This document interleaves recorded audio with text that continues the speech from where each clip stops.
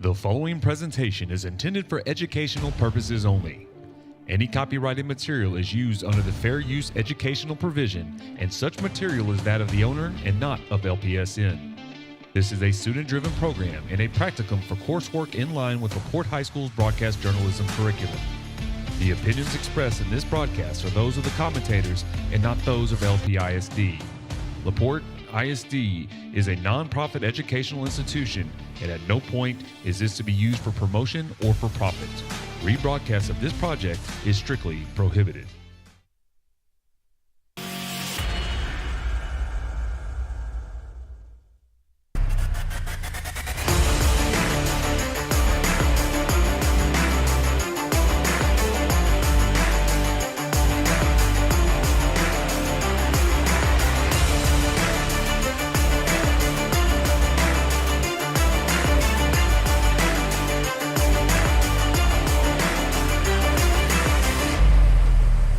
Nation. This is the Friday Night Light pregame show. Here is your host, Danny Hanks. Hey, welcome into the LaPorte Sportsnet broadcast booth. It's Friday night pregame show here, brought to you by Gringos. He's Michael and I'm Danny. And we're Hanks and Hanks, and we're about 23 minutes away from our kickoff in tonight's District 11 5A regular season finale.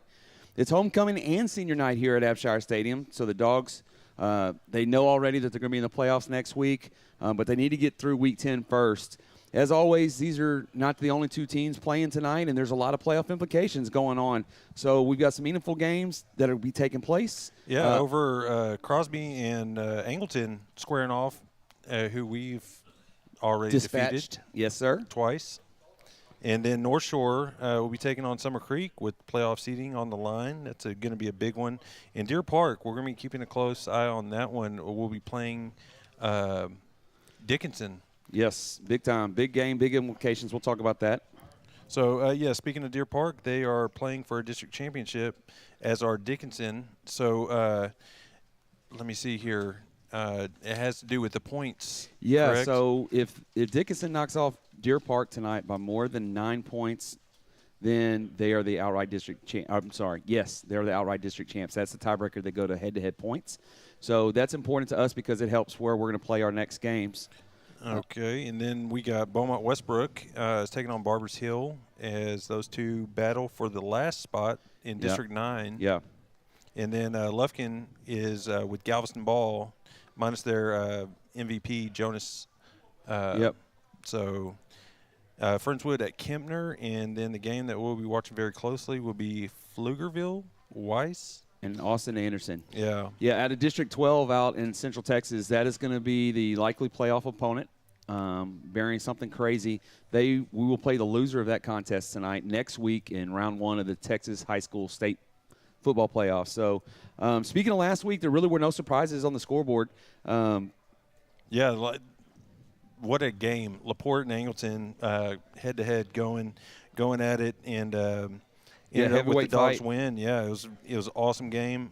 Fort Bend Kempner took its second win of the year, beating Pasadena 48-21. With Friendswood kept their playoff hopes alive with a 49-21 win over Kingwood Park. And then Crosby Cougars rebounded to beat the Porter Spartans 49-26. Yep, so last week wraps up. Here we are in the final week of the regular season. There are a number of teams that are looking at their season coming to an end, unfortunately. But in last week's win, we were the benefit of a tough preseason schedule, and obviously that paid huge dividends for us last week. Both battle-tested teams. We went in a crazy environment. They were a very talented team, but the Dogs stuck it out and got things done. But the big thing out of that contest was the impressive record-breaking running of the freshman phenom, Sean Simon, who broke a school record last week with 351 yards and 4 touchdowns. Could have been 5. Yeah, it could have been. And he's just a force. The heart that he runs with, the motor that he plays with, he is just so fun to watch.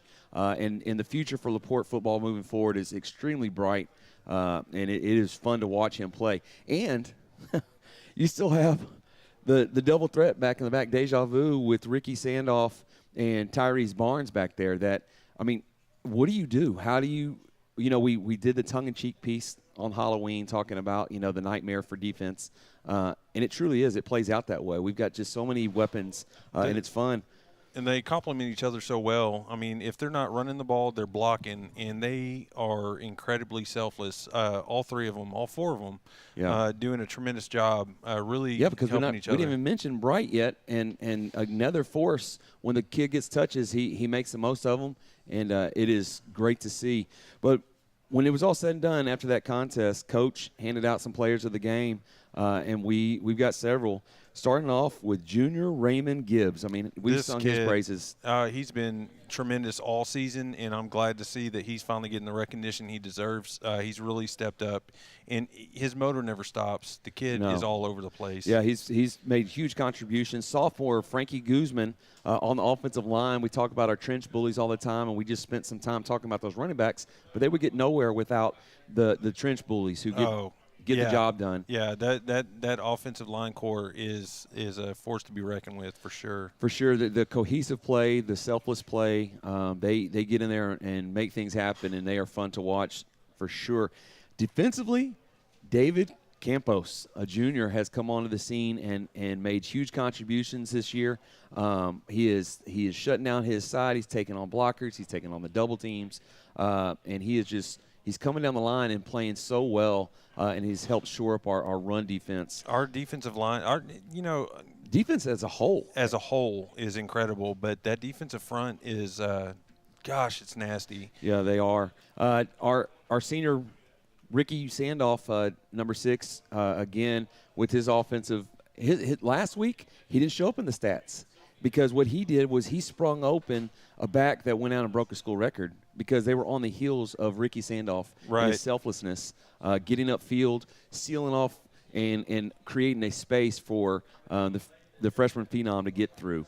Senior Trent Callies, we've sung his praises. I want to look back and see how many Dogs of the Week he has been this week. It seems like every week we've celebrated him, and what a tremendous addition to an already potent defense. And he's one of those guys that took an absence, took a hiatus, if you will. And when he got to the high school, he didn't play any longer. He went basketball exclusively, where he's uber talented. He's a phenom, but he is just a guy that's made huge contributions week in and week out. Special teams and defense, incredible. Yeah, absolutely. And punt returns. Yeah, well, that's special teams. I guess that kind of covers it. Yeah. And then obviously our freshman, the Sean Simon, the number 21. He is fun to watch, folks. He's going to be on people's radar if you were not already. And it's just something to see. He was recognized with some bigger accolades even later in the week. Every week there's these petitions that are soliciting who the best players in Houston and Texas are. How do you argue 350 yards against a super tough Angleton opponent? Yeah. All eyes were on that game too. And what a way to make your presence felt and just get on the board with that tremendous outing by the freshman. Yeah, and we spoke about it afterwards, and you and I have talked about it all week, really, and talked about the energy that we left that stadium with. And it was an electric atmosphere. It was a playoff atmosphere. It really was. It really gave you a glimpse at what's to come and in playoff football for LaPorte Bulldogs. It was awesome to be a part about. I mean, I was hoarse. I'm still hoarse. Yeah. And it was something to get people to participate in. I haven't felt that energy in the seats in a long time. No, I agree 100%. And to be on the road and to bring that environment to our guys, I'm sure it was very appreciated. So you felt it at every level. You felt it in every participant. You felt it in the cheer. You felt it in the chatos. You felt it, and the trainers were high-fiving. Everybody was just elated with that performance, and the players went out there and got the W for and I saw a few tears when we went out on the field after, as the seconds were counting down. Not that we weren't expecting to win, but it was such a big win. Yeah, I agree 100%. So with a team that has overcome so much adversity, whether it's injuries, whether it's dirty plays, whether it's bad calls. Being on the road. Being on the road for 2 years. Yeah, absolutely. Well, Ashton Ruffin did catch up to Coach Bernithi and kind of get his thoughts on it. So let's take a look and see what Coach Bernithi had to say.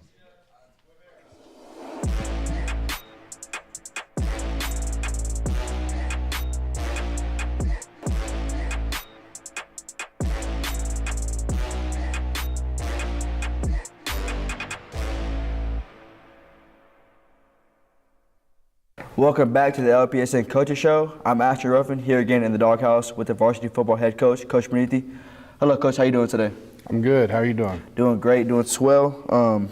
Congratulations over the big win Friday night against Angleton. That secured the district win, second in a row back-to-back. What were some key moments and players that helped us accomplish that goal?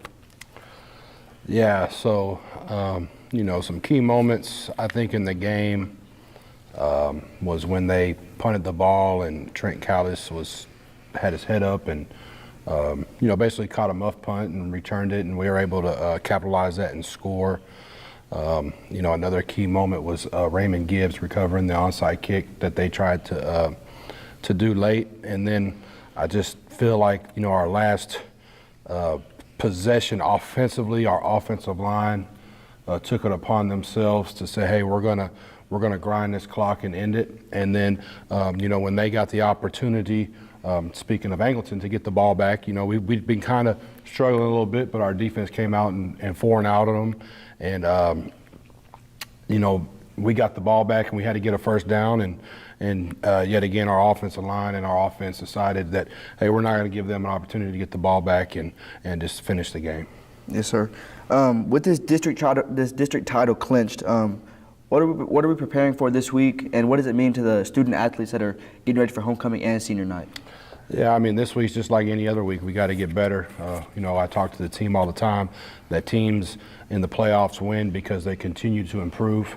They don't want to just stay the same, continual improvement. So, we did, lower the amount of hitting maybe this week, but focus on fundamentals and things of that nature. And as far as the players, a senior night as well as homecoming, so that's special.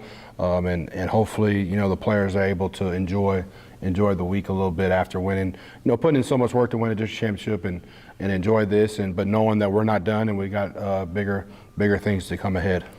And looking ahead in the playoffs, can you talk about possible matchups we may have and just that aspect of the next season? Yeah, so as far as us, we're going to play the loser of Austin Anderson and Pflugerville Weiss.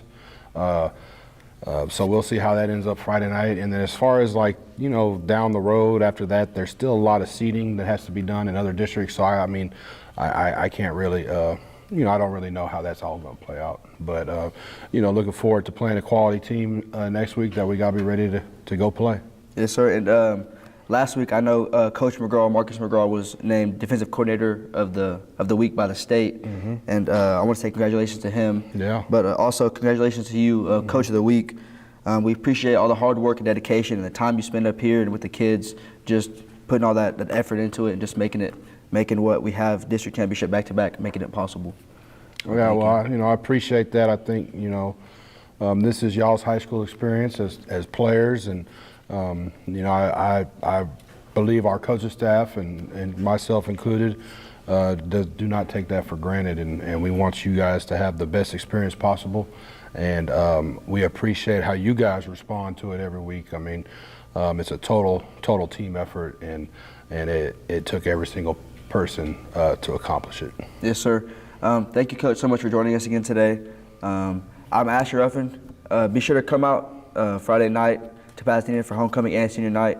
Asher Ruffin with LPSN. Thank you for watching.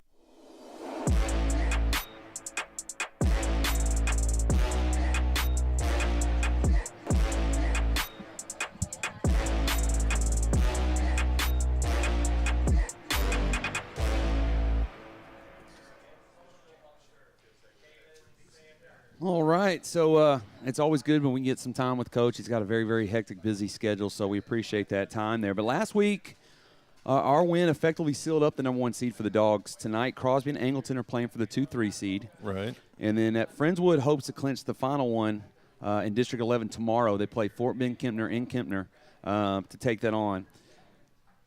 With that said, we're starting to gain a lot more confidence in terms of what the brackets and what our standings look like. And right now, these are the 4 teams that should go to the playoffs to represent District 11 5A. LaPorte will be in the 1 seed, 2, Crosby, and then Friendswood in the 4. And that's important because you've heard us talk about some of the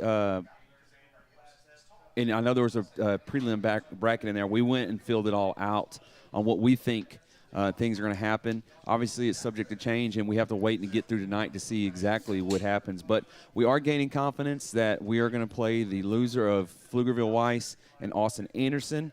The reason we mentioned the scores that we'll be watching tonight because they have implications in our brackets. Right. So Region 3 is all clumped up with District 9, 10, 11, and 12. So we're District 11. 12 is the College Station area. Then we've got the Barbers Hill area with Galveston Ball, Port Arthur, and Lufkin.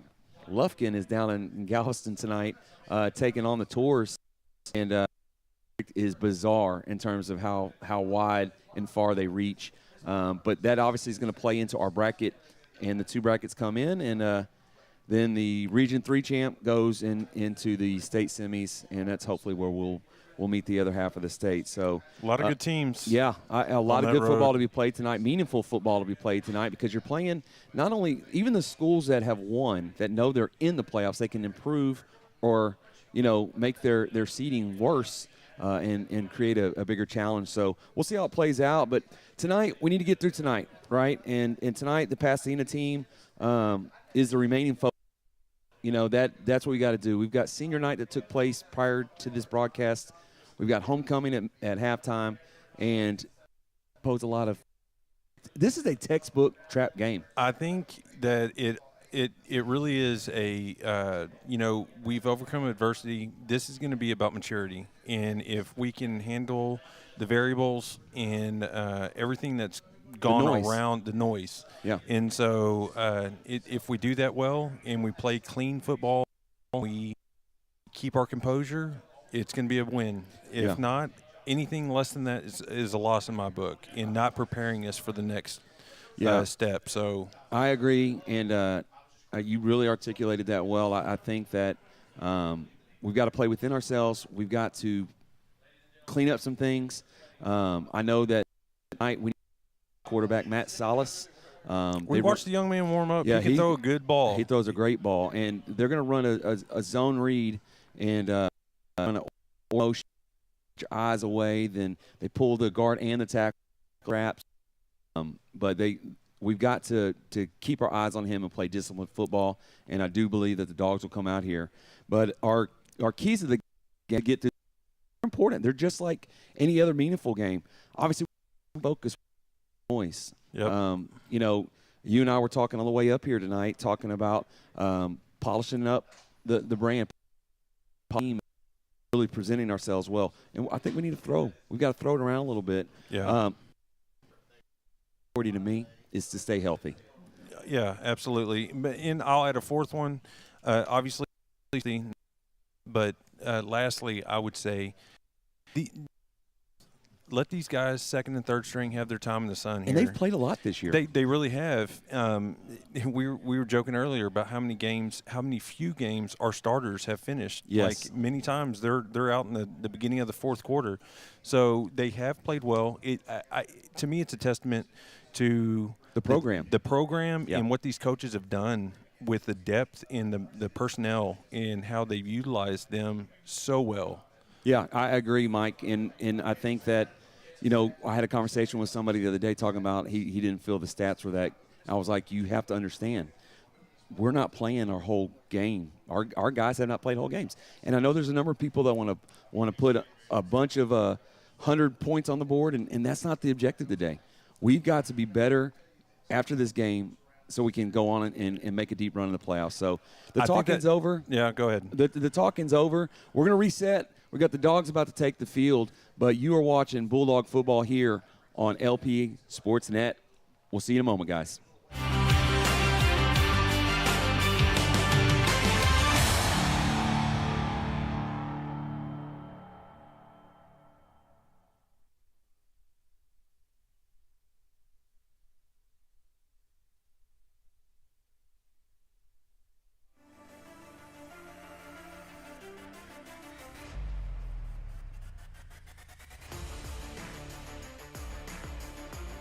Last Friday night, the Dogs traveled south to take on the Angleton Wildcats in an electrifying battle of unbeatens and a golden opportunity to secure a second district championship.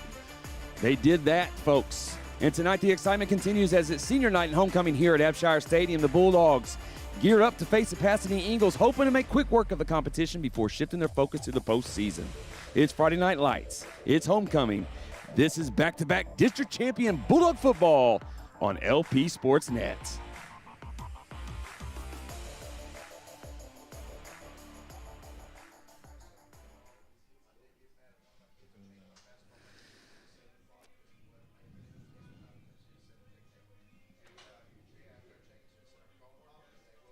Yeah, we can. No, we'll do it right after.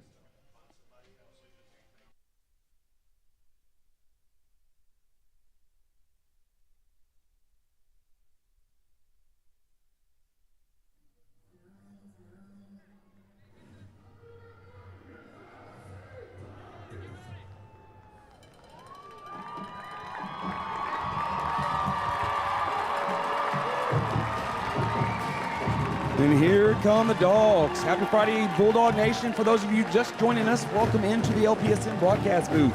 We're glad to have you with us. I'm Danny Hanks, and as always, I'm joined by the other half of Hanks and Hanks, my brother Michael, as we bring you Bulldog football on LPSN. It's homecoming here at Abshire, and things are a little different, but we hope to take you along with us and a lot to celebrate. It is awesome. This is what it's about to be. Great crowd on hand. We're about set to kick things off here at Abshire in homecoming 2024.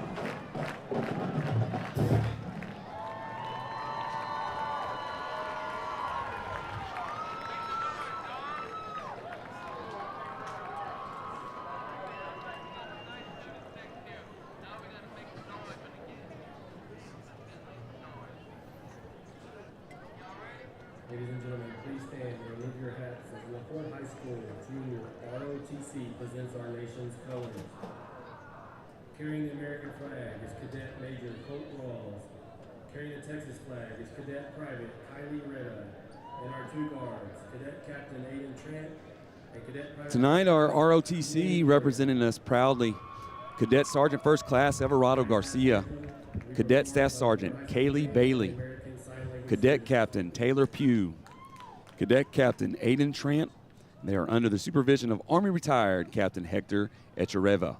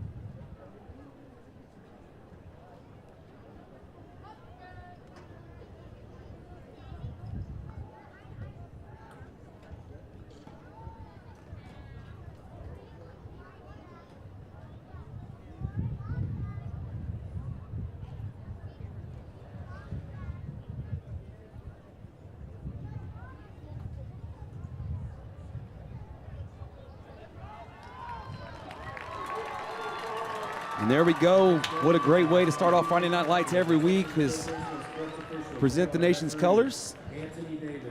Those ROTC kids do a lot, working constantly on the weekends, and we appreciate their efforts.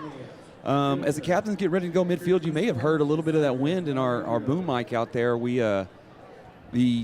The wind is probably living up to that 15-mile-an-hour mark for sure. The humidity is crazy. There's only about a 10% chance of rain until about 9, but it's 80 and muggy down there in that field, and it does not feel like November. We are eagerly waiting to see November weather, fall weather, football weather, and we'll wait another week for that.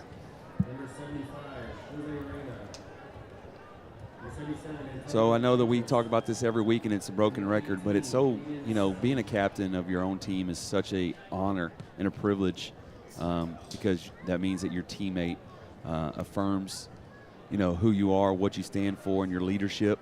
And this group has been an amazing group. We are proud of every single one of them. That group is all seniors. Done a very good job this year representing LaPorte in their captain capacity, and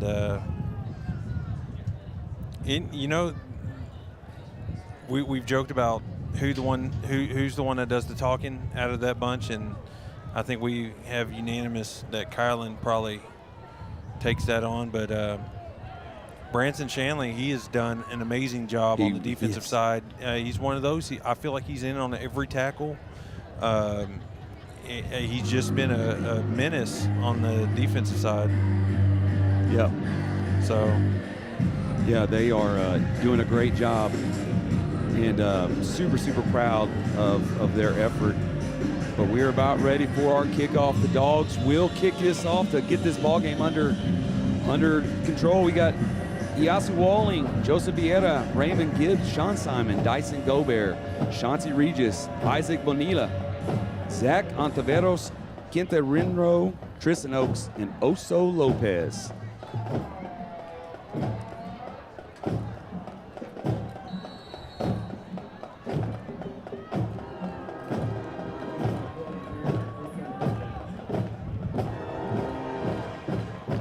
So healthy, disciplined Bulldog football. Let's go. It's underway. Deep kick will be through the end zone. So the Eagles will take the ball 1st and 10 from the 25-yard line.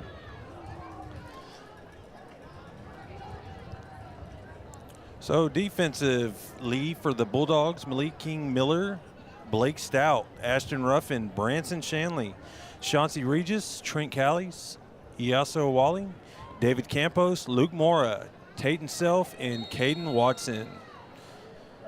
We'll be singing these guys' praises all day. They are very, very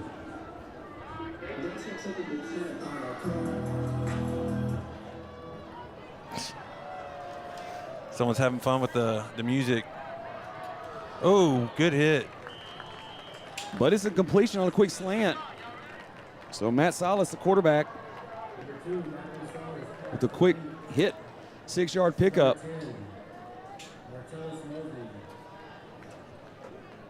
So, yeah, and that's, honestly, they can kill you with those little 5-yard slants all night if we don't, Here they are on a tee. It's going to be a handoff to number 37, I apologize, Gian Torres. 3rd and short for the Eagles. We were spoiled that one game. They had the digital markers, and you knew exactly how far. We're looking for that, too.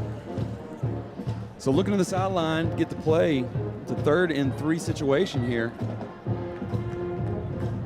So Matt Salas will be in a shotgun T formation. Twins near side, single high. Puts 18 in motion across the formation. Calls for the snap. It's going to be over his head. And the Dogs will snuff that out for a TFL. Looks like Caden Watson gets in on there. If you're the first one to touch him, it's your sack, correct? Yes, sir. So we are looking at a 4th down situation just like that. They'll flip the field. Callies will get back there to about the 45-yard line. Now, I will tell you, last night I was super impressed with the JV game, the freshman kids. Pasadena's special teams, big legs. They very well, they punted very well and kicked very well. So safety here, it's going to be you got to get away from it.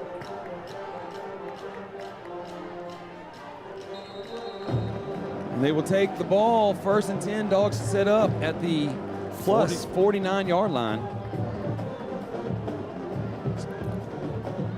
So offensive lead for the Bulldogs, Dyson Gilbert Carr, Tyrese Barnes, Aiden Sines, Ricky Sandoff, Tyrone Coleman, Francisco Guzman, Landon Guzman, Grady Ferrante, Kylan Manning, Jake Heyman, and Riker Reynolds.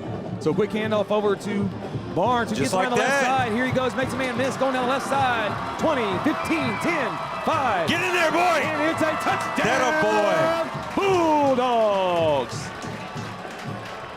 Get. No way. Wow. They're going to say he stepped out of the 3.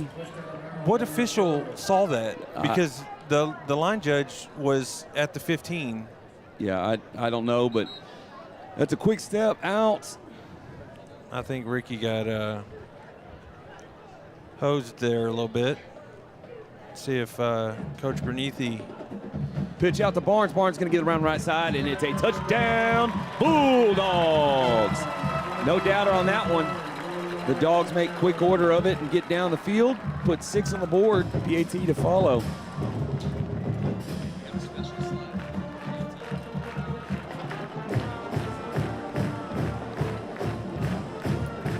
Kason Holly's about to snap this ball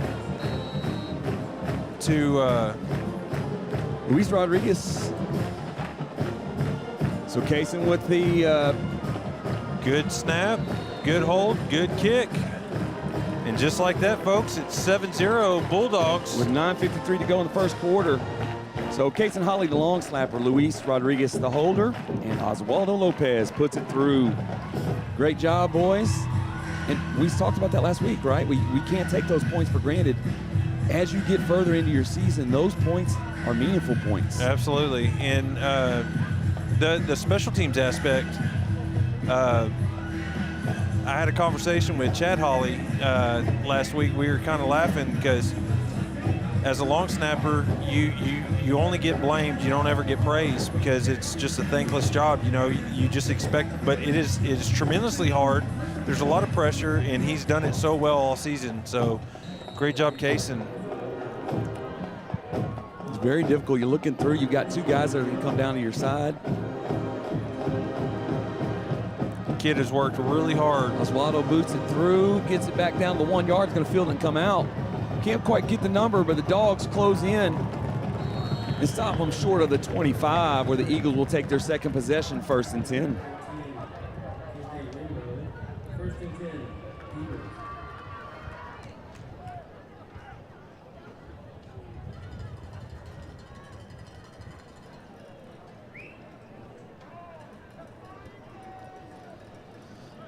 Defensive starters remain in the game for this.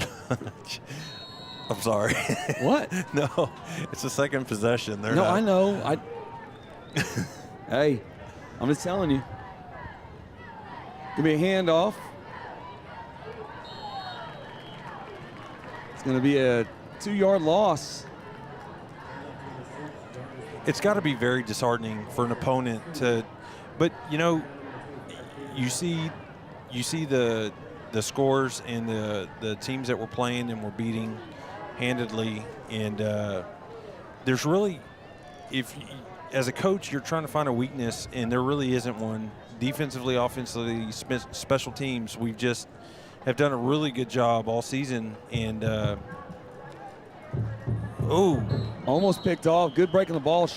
Chauncey Reed just comes up and bats it away. It's going to bring up 3rd and 12 for the Eagles.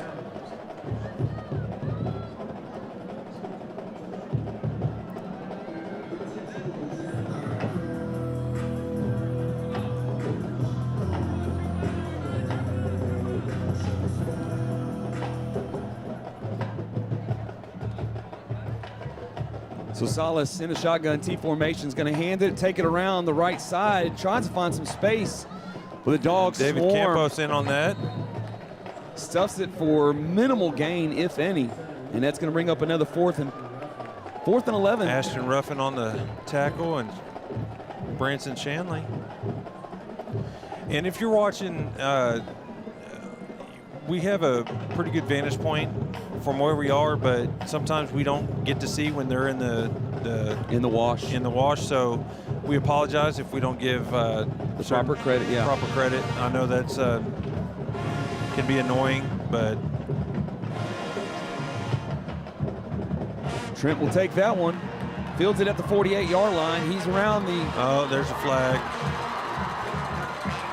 He's everywhere. He's got it. Gonna get pay dirt. Oh my goodness. That's a Bulldog touchdown. I'm gonna wait and see what the penalty is. We got a flag at the 28. He threw that from Pasadena.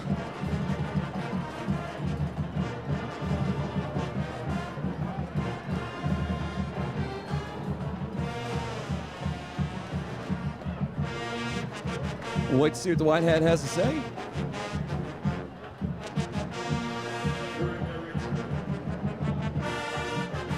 Holding. We'll have a holding on the return.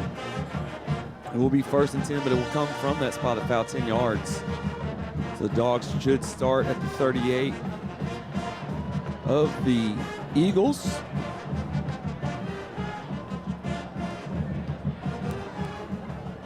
Callie's made that cut, and I don't know if that hold was necessary. It looked like he had everyone torched. So again, those are the kind of things we still want to mop those up. You know, that is, we've got to polish and not hurt ourselves. We don't ever want to take points off the board. So the Dogs come out in a pistol set, twins at the top of formation, single low. Signs calls for the snap. He's looking to throw. He's got. Nice throw and catch. Great job. Welcome back,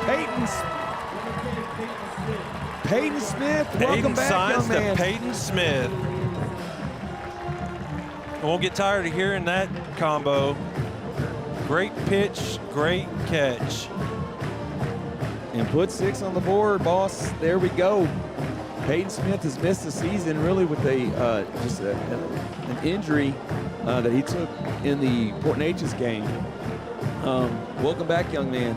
Lots of upside potential, another freshman. And again, Holly with the snap, Rodriguez with the hold, and Oswaldo Lopez puts it through. And with 8:07 to go in the first quarter, your Dogs 14, the Eagles 0. Boy, Ayton really looked sharp there. He looked very comfortable, stepped back, he wasn't rushed, had time, and threw a great ball. Yeah, great touch on it. And we've spoken about that the last couple of weeks, talking about finding that slot, finding that touch, when to heat it, when to heave it. And he's working on that. That was a great illustration of that. He made a great throw. Peyton made a good adjustment, and here we are up 14-0 with 8 to go in the first quarter. So again, I think we've kind of scripted. We said that's going to be part of the script tonight, and you know, they want to put some things out there. They want to work on things. It's hard not to look ahead, but just in preparation, right? You have to, and I'm telling you, we got our plates pretty full with either one. Oh, big hit at the 20-yard line. Who was that? Looks like Altaveras.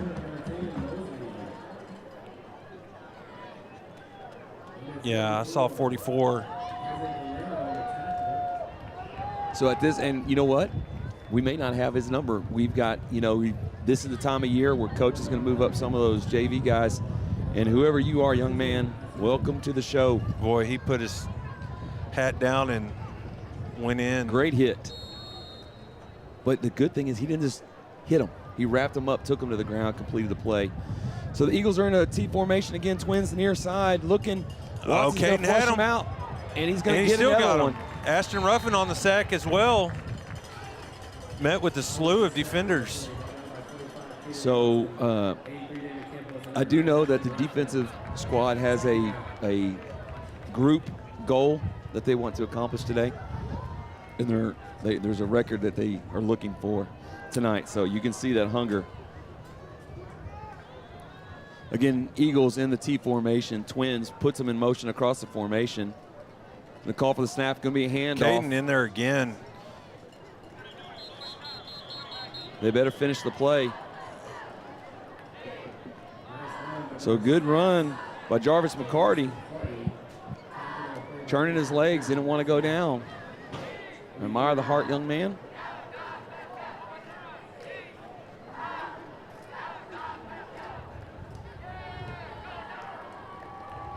Yeah, defensively, you can pick your poison, run left, run right, run up the middle. You got something that's going to meet you. So here's that orb motion. It's going to look to try to make play. the read. Caden Watson on the sack. Chasing him down for the backside. That's another 3-yard loss, TFL for Watson.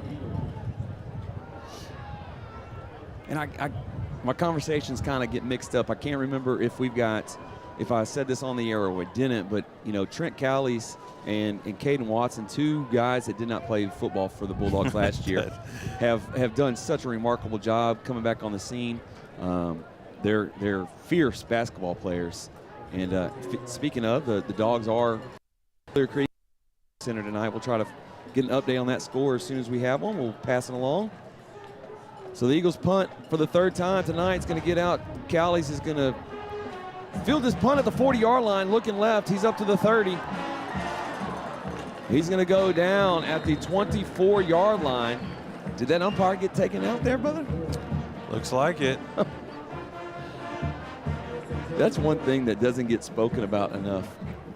What's that? Is that the referees, these guys trying to keep up with the pace of play. It's something that you don't realize how much they run in a game. Yeah. It is insane. Yeah, they should all be ripped up. But total athletes, they definitely have to run up that field. And then not get plowed over in the same time. Got to keep your head on the swivel. Yeah, Dogs will set up camp here, 1st and 10 from the 20-yard line plus territory. Already up 14-0 with 5:59 to go in the first quarter.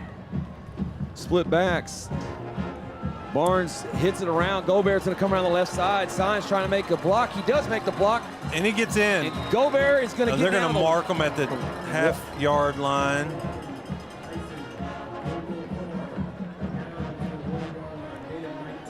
So a little trickery right there. We get Barnes coming around the side. Everybody's going to chase him. Here comes Gobert around the corner, around the left side. Sines out there making a block. It's going to get down just to the goal line. If this was where we could do instant replay, that would have been reviewed, sir. I think that would have gone to the booth, and that would have been a touchdown. But that's okay. The clock continues to run, and I think that may have been the aim there. So the Dogs line up, split back, Sines under center. He's going to get it out to Ricky, who's going to get around the left side, and a Bulldog touchdown.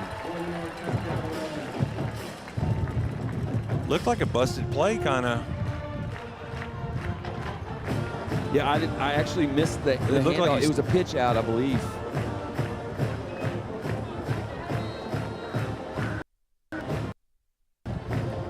There's going to be some awkward silence tonight, and I want to apologize ahead of time. We're going to... It's part of athletics that it could be uncomfortable, but to know that they're putting forth every effort and they don't have as much time as LaPorte does.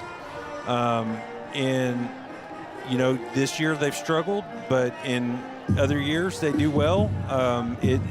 Believe me, we've had those years. They're not fun. Let's talk about that. Let's talk about that. We're going to try to do a piece next week when we're going to talk to some in the reason is so important is they were a part of that dark age we talked about in our last broadcast, right? We had that dark period where we had some guys that were just kind of passing through, right? And only one game. We had less than 100 yards of offense a game. It was tough. And to see the resurrection and see this rebuild and reemergence of Bulldog football once again. The youth coming through the junior highs of LaPorte, and these coaches are doing a phenomenal job at that level. Swallow puts it through the end zone. Keith Wilson and Terrebonne doing a great job at the junior high levels, feeding it in, yeah. And so it's been really neat to see that get past into the high school level, and they're all still doing exceptional. So I've agreed with you more than I can ever say I have. This has been remarkable. Yep. Frankly. So good crowd out here tonight at Abshire, who's kind of become our home away from home. Ooh, good stop by Blake Stout. Open field tackle.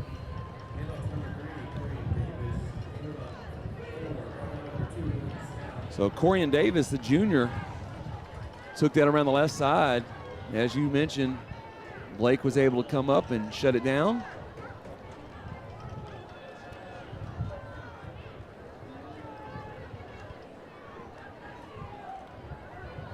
Pasadena uses the hand signal system to get their plays in. Everybody looks at the sideline. They're in a T formation. There's an 18 across the formation. It's going to call, and it's going to be a quick handoff inside. But just as quickly as it opens, it shuts. And it's going to be a minimal gain and bring up another third down. To give credit to when you have 11 hats, swarming.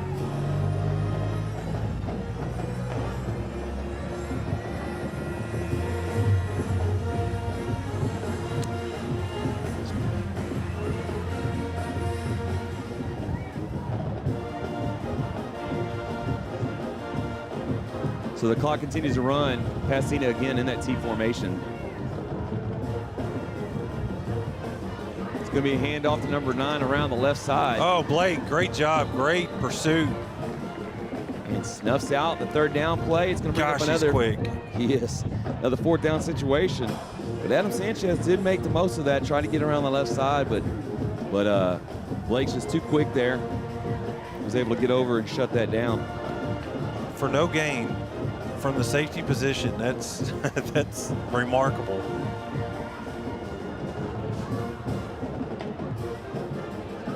Oh boy.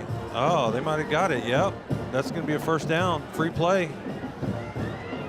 So again, that's that mistake we can't have to give them free possessions. They're going to decline it anyway. Take the yardage. So you don't want to give them any freebies. But Salas did pick it up.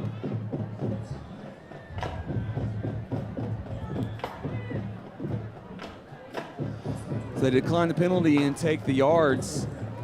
It did result in a first down. The first for Pasadena tonight. So Salas again in the shotgun. Going to try to run a counter. They run the... Not before he's tackled by Ashton Ruffin. After a 2-yard pickup on first down. We'll bring up 2nd and 8 from the 40.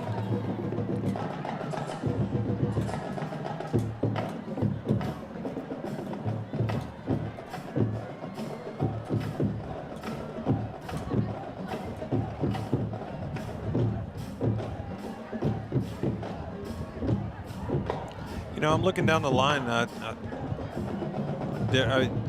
Defensively, our defensive line is so stout. Tate Self has been. It looks like they're going to call a timeout here as the play clock expires. It's going to be the first timeout of the. So we're going to kind of take a pause with them. Give us one moment. We'll be right back here watching Bulldog football on LPSN. This quarter is brought to you by Barrett's Heating and Air Conditioning.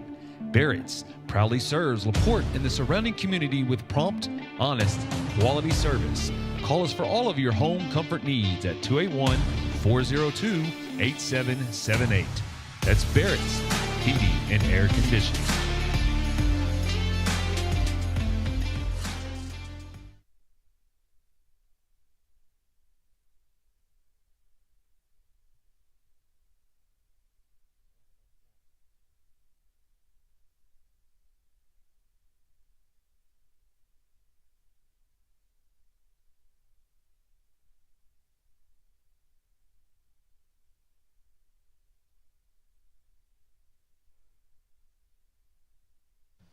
All right, quick timeout there. Coaches want to talk about it and want to keep this momentum going. Here they are, 2nd down and 8.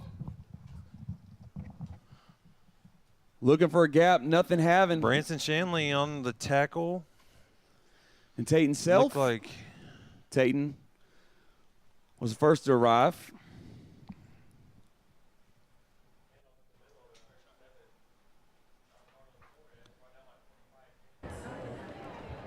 So here we are, 3rd and 10. The Dogs surrendered their first down on this. Looking to try to shut that down. another 3rd and long. So they're going to run twins to the top of the formation near the Pasadena sideline. T formation in the backfield. Salas is going to call for the snap. He's looking to his left. Now he's going to pull it down and try to run. Oh. And the Dogs go and shut him down after a 5-yard pickup. But it will leave him short of the first down, and it's going to be a 4th and 4 from the 44-yard line in Eagle territory. But he will keep the offense on the field.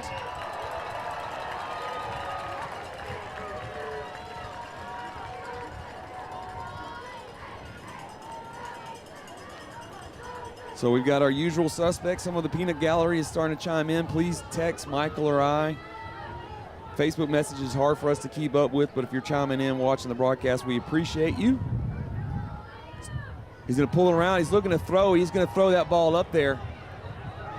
Wow, what a catch. Great catch, great concentration. Regis was all over that. That ball just floated, which seemed like forever, but they convert on another 4th down. Salas threw that ball with Tayton in his face.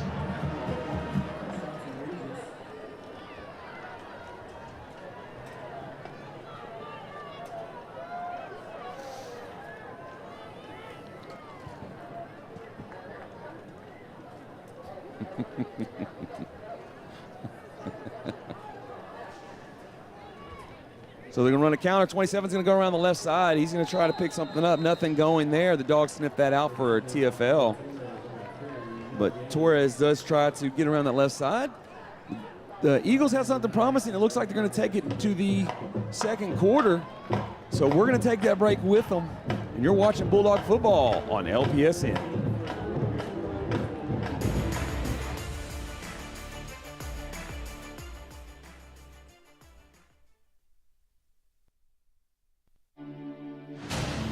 Tonight's 2nd quarter action is brought to you by South Region Driving School. Master your driving skills with the help of our licensed, experienced instructors. South Region Driving School. We develop safe drivers. South Region Driving School, tonight's 2nd quarter sponsor.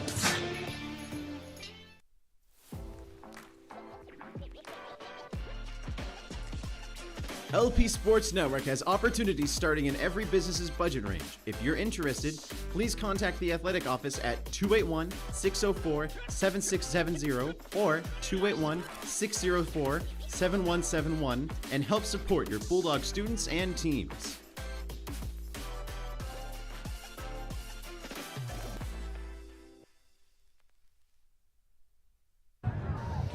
And we're back to start the 2nd quarter with the fresh 12 on the clock. The Dogs up 21-0 over the Pasadena Eagles. Pasadena has converted 2 first downs on this drive. They'll start this one on the Bulldog 44.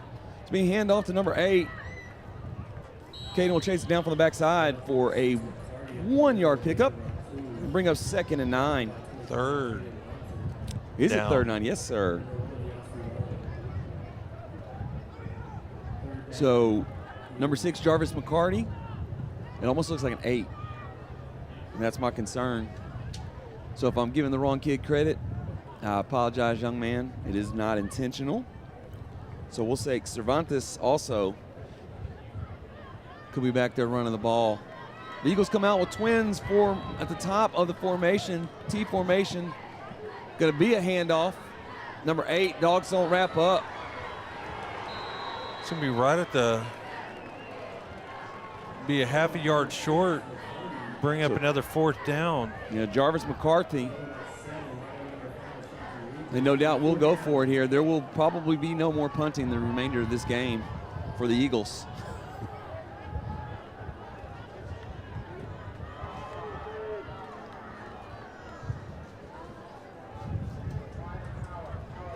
So looking out to try to hard count, see if the dogs will jump. They didn't take the bait. So Salas looking at the sideline, getting his play in from Jerry Cole, the offensive coordinator.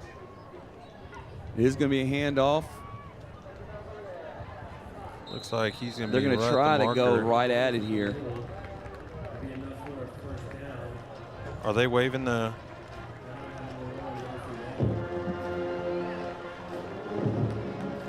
We'll see. Whitehat's looking at it. He's going to call for an official measurement.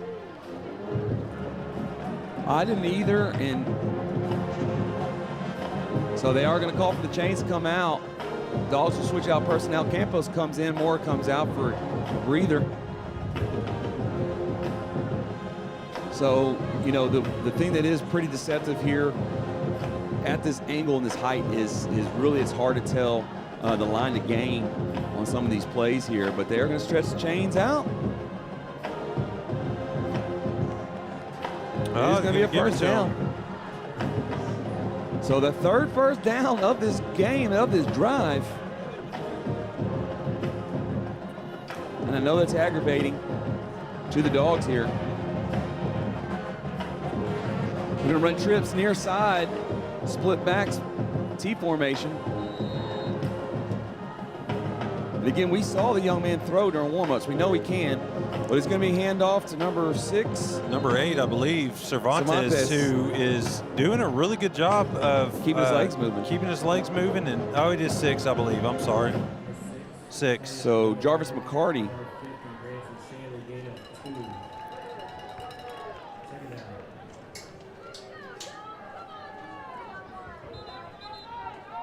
Looks like Pasadena's going to call a timeout, or they got him for his helmet coming off, I believe.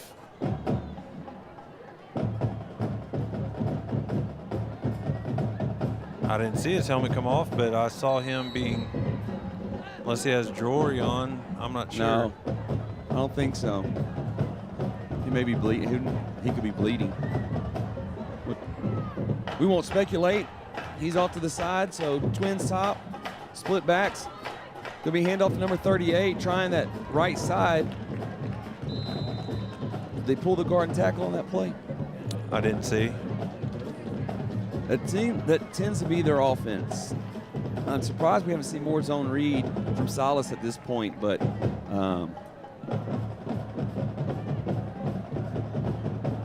it's gonna bring up a 3rd and 7 for the Eagles. Move the ball down into Bulldog territory, just inside the 30. So trips near side. Ball snapped over his head. Oh, and he doesn't fall on it. Who got it? It's going to be Yasu. He gets on, it's going to be a turnover, and the Dogs will set up shop on their own 48-yard line, 49-yard line, with 8:54 to go in the first half.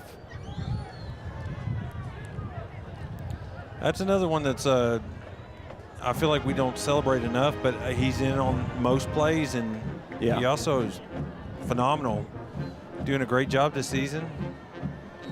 So split back signs is going to go under center, takes the ball, gets it off to Barnes, coming around. He's so slow and methodical to set up his blocks. Gober out here at the near side, trying to hold his man, but a good 14-yard pickup and a first down. So as we've mentioned before, it is homecoming week, so the halftime arrangement's gonna be a little different. In fact, you're running solo, big boy. Looks like it, because you'll be walking Miss Kaylee Hanks for homecoming court. That's scary. It's scary that you're up here alone, that's for sure. I know. So Aiden's going to roll out. He's looking. Little confusion on the routes there. He had 2 receivers in the general vicinity. That pass falls incomplete. It's going to bring up 2nd and 10. No, all jokes aside, it's awesome to be a part of that, to walk my daughter out there, and it's cool. I mean, there's no expectations. We're going to make the most of it and have a good time. And They're, like I said, zero expectations whatsoever.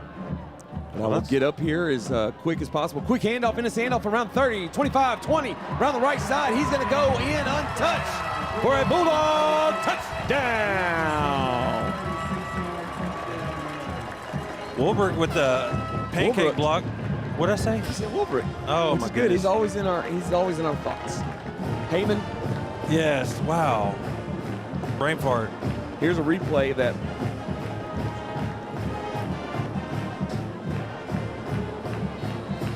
Simon. No. Yeah.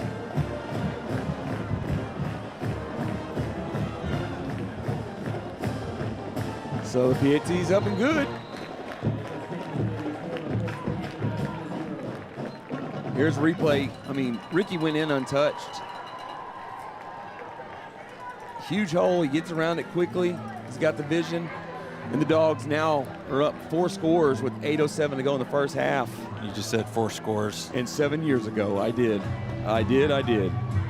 So impressive. Short order. The offense is clicking and doing what they need to do. And that's what you want to see. So I'm surprised that the skyline, even from here, you can still see, it looked like it was to be a little more ominous earlier. It was much darker, but it seems like things are starting to clear out a little bit. I hear that we have our first cool front coming in next week, and it'll actually feel like fall. Looking forward to that. That'd be nice. A little November football.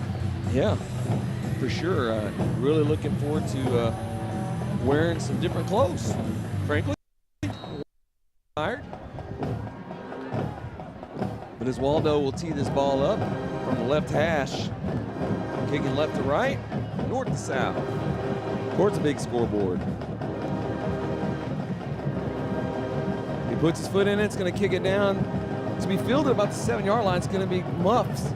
They'll have to pick it up, scoot and run. The Dogs are closing fast, and they are there to shut the door at the 12-yard line where the Eagles will set up.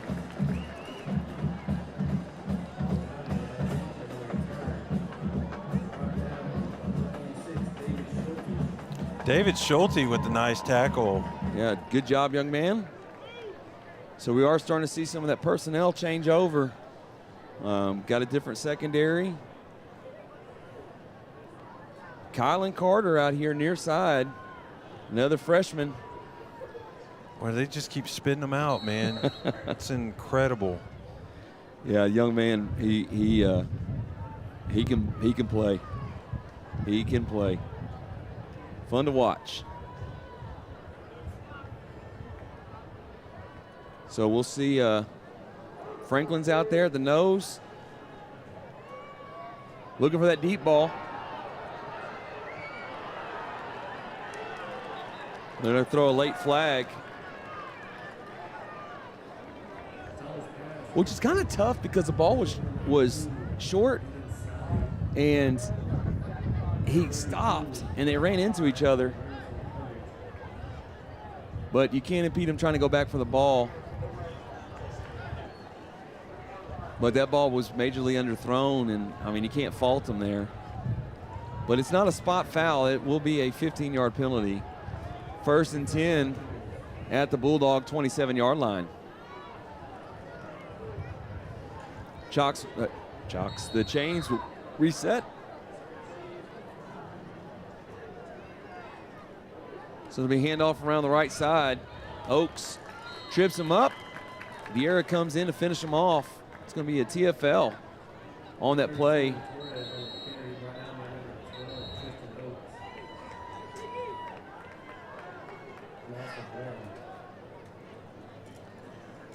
So, yeah, we've got a young man down on the other side. So, again, we've got some have you pulled up scores yet? You said we've got some games in action. Yeah, I saw Deer Park is losing to Dickinson 7-0. Let me see if this is updated. So on that particular, the reason we've talked about that with the three-way tie, again, I can't remember if we've talked about it on air, if it's just been in our conversation in prep, that orb motion, boom! Tristan Oaks jars the ball loose. It's going to be a sack and a fumble, and the Dogs may have jumped on it. And it is a turnover. Big hit by Tristan Oakes coming around the right side. Hit Silas in his shoulder blades, and that ball is jarred loose. No, they say he kept it. Okay, so it will be a 3rd and 19. So, attaboy Tristan. Yeah, great hit. Boom. Never saw it coming. And also notice how his head was off to the side. So you hand off, trying to get around the right end. No going there. Who was that? That shut the door quickly. Great job, young man. So it looks like the Bulldogs are going to call a timeout. You know what? We're going to take that break with them. You're watching Bulldog Football on LPSN, and we'll be right back.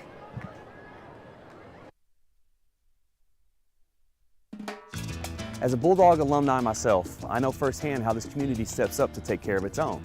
At Gringos, we pride ourselves in doing the same. Since 1993, we've supported numerous organizations and causes with the intent of making our community a better place.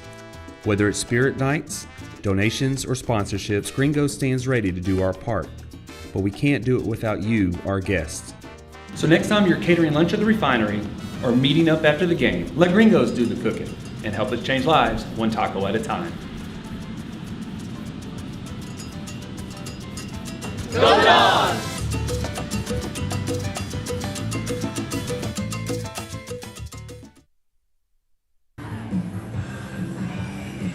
So the point we were making as we went to break is the Dickinson-Deer Park game has big implications in our venue and where we're going to play our first round.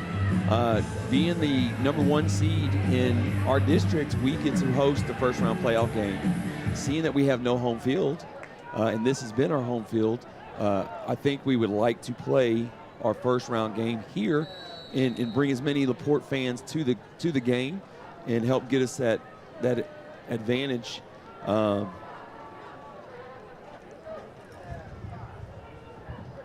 Oh, not a good punt. Good punt. pressure, not a good punt off to, but we'll clear away. Bulldogs going to have excellent field position at Yes, the 34. So if there will be a 3-way tie. If Clear Falls beat Dickinson, Dickinson beat Clear Falls. If Dickinson beats Deer Park, then they all have one loss, and then they go to points head-to-head.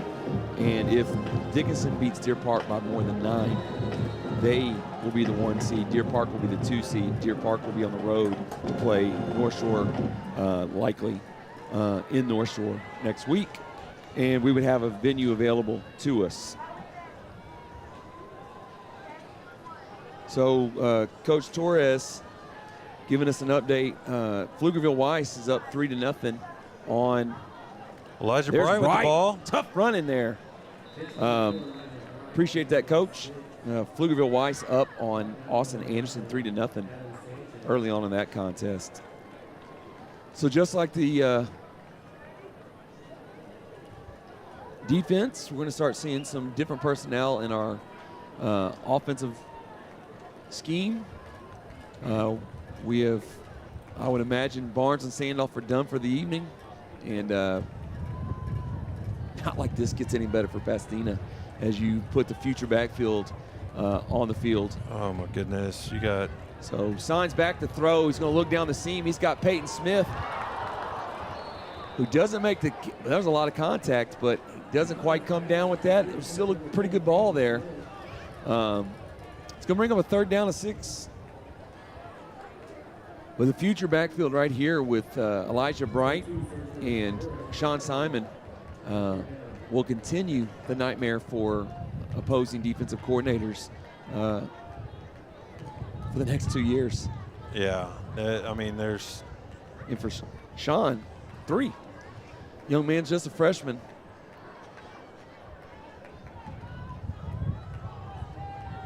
Deep. Sign's going to get him in that backfield. Sean's going to pick up the first down. Yep, they will move the chains here. Clock continues to run. 5:57 to go in the first half. Dogs up 28-0. I do like both teams using the play clock a little bit more. Yeah. Because, I mean, it just – there's a right way to do this. Yeah, and it's funny because we, on some of our social media posts, there's a lot of opinions on what the score should be and how we should approach it. Quick pass out to the boundary. Oh, goodness. Tyron Coleman had it. That would have been a touchdown. He knows it. Lost his footing, but still picked up 3. That was a long throw. Across field, yeah. So we are getting to that juncture where I will be excusing myself. And, yeah, we'll see. We can flip this camera on and do the booth commentary and just have Michael all alone on the camera. Yeah. So what are you waiting till the whistle? I don't know what to do. Aiden's looking over to that right side. Wow, Peyton Smith with the excellent grab. Great throw by Aiden Sines. And Peyton Smith goes up and gets it, pulls it over the defender. Watch this, folks. For a Bulldog touchdown. What a phenomenal catch. And this is what he's potential. Great job, young man. Great ball.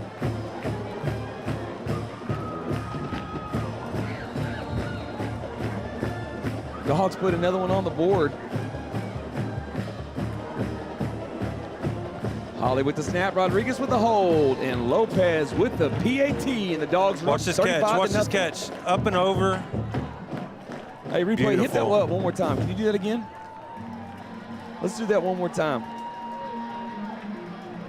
He knows where the ball's coming. He gets up, catches it over the defender on the back of the helmet. What a play. Another freshman coming into the program. Great job, Bulldogs. I love what we're seeing here. And as I said, we are going to be rolling into the halftime festivities. As I mentioned before, we will see a couple of segments while Pasadena band and drill team perform their halftime routine. We don't hold the music rights to those programs, so we can't show their broadcast. So while they're doing that, we'll show some segments. We'll go to our halftime festivities. I'll try to get changed and get back up here as fast as I can. Michael will update you on scores and hold down the fort, and I'll be back for the second half. After the game, immediately following the game, the band and the Chatos will both do their halftime shows. So you'll still have the opportunity to see both of those kids do their thing. Oh, it's going to be a free kick out of bounds, but it was so close. And that's what's dangerous is that receiver doesn't feel that ball. That will be a Bulldog ball inside the 5-yard line. So close, but not close enough. So Pasadena Eagles will set up shop at the 25-yard line with 4:49 to go in the half. Actually, they go to the 30? Do they go to the 30? Yes, they go to the 30. 30 on a free kick out of bounds. My apologies. So you are seeing a total defensive change out here. Are you really? You're going to do the whole 9, huh? Yeah, that's what my daughter wanted. Oh. Oh, don't know. Oh, are you going to change up here? Right here. Uh-oh. It's got to be a violation, I'm sure. I probably can't do that. So you're in good hands. You got Hanks. Not really. This is going to be a dumpster fire. No, Caleb, actually, you want to come on and yeah, get we'll on? put the other Hanks and we'll keep it alive here. We're going to put Caleb, come take my headset. Oh, he's got to do homecoming. Oh, man. Forget it. Again, a mishandle. Oh, and Tristan Oaks. Tristan Oaks with another TFL. Good job, bub. So I'm going to step aside, and I will see you on the other side where the Dogs are up 35-0. I didn't know I was going to be doing this solo for the last 4 minutes. So, folks, bear with me. Be nice. Be gentle. So another 3rd and long situation for the Eagles. Tristan Oaks already having a really good game. It's going to be a false start on the receiver. Near side.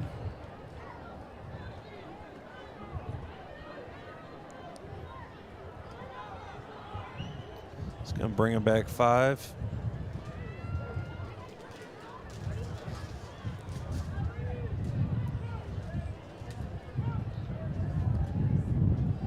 You're definitely not going to get the formations like you do with Brother Hanks. So, oh, get him. Oh, Gibbs almost had a sack there. Oh, it looks like a loose ball. Either way, it's going to bring up 4th down. What? 4th and 20. Hey, I like it. Come on. All right, y'all gonna be hearing a new voice here. It's me, Tate. I'm usually behind the scenes. I'm helping Michael out for these last couple minutes of this half since Danny had to step away. So Tate's the man. I'll do my best. He's the genius behind the scenes that keeps this thing going. And so good snap. Oh, it's tipped. Get away. Get away. Oh, it's picked up by Tristan Oaks. Good play. I'll take it back. Flag on the play. Looked like Raymond Gibbs with the tip ball. Tip punt.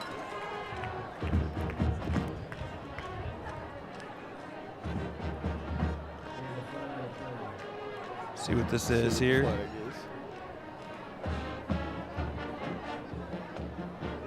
Unsportsmanlike. Unless he heard something, I didn't see anything. It looked like he put his hands up, and that was it. Maybe they're giving him a taunting or something. I didn't see anything at the time, but that was a good heads-up play. I was saying get away from it, but hey, that was a really good heads-up play. So the Bulldogs offense is going to come on with 2:32 left in the first half. After the unsportsmanlike is marked off, Laporte had the ball at the 20-yard line.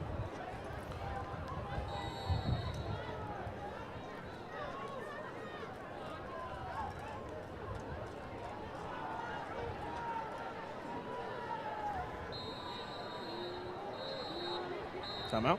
Yeah, it looks like Coach Bernethi's going to call a timeout. No, Pasadena. Pasadena timeout. So we can stay here. All right, let's do it.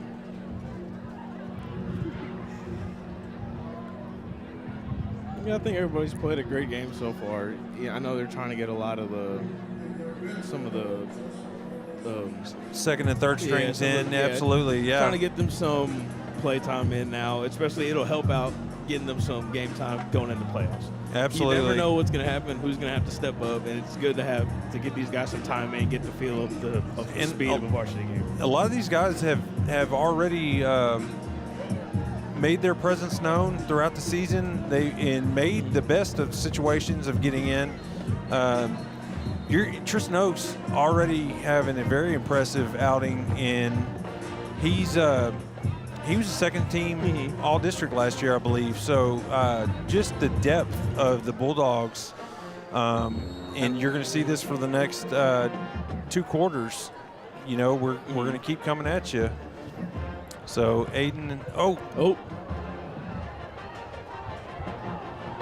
you're not going to get a blindside. Call him on a blindside block. I think it's. Oh, that's a reach. That was Simon, I think. Yeah, it looks like they're going to get our freshman on the. Call him on a blindside block.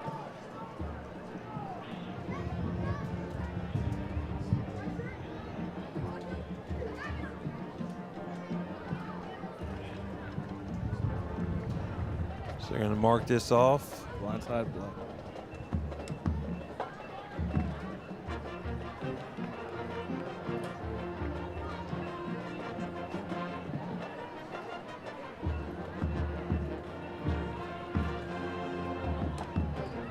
After 15 yards, Laporte will be first and forever on the 35.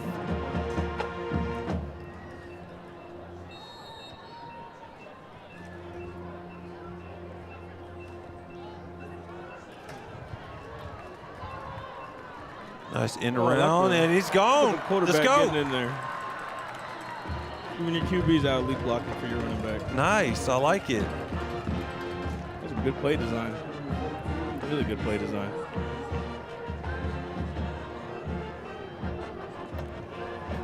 Nice little way.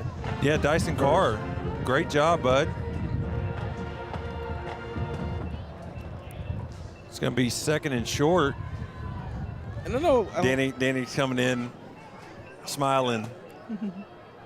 So, got a suit on. Looking sharp, brother. Good throw. Nice. Throw. Get in the end zone. Let's get to Bright for the score. That's a touchdown. That's another Bulldog touchdown. Great throw, great catch. Good play call. It's nice to see everybody executing. Yes. You see the guys that, even your second string guys, they bought in, they pay attention, they know what's going on. It's like they're not even losing a step at this point. Right, absolutely. Yeah, it was really good play design. You know, the really big nice takeaway, throw. I think, there was Aiden saw that he didn't have anything downfield and Yes. was able to check that down. And that's something that he's forced balls earlier in the season, and it's hurt him. And so It looked great like he read. went through a little bit of his progressions there. Right, For his right. first read, didn't see it. He knew he had his second read out and flat on a little shallow out. And then Bright does the rest. Getting yards after contact. So we're Great pitch and catch.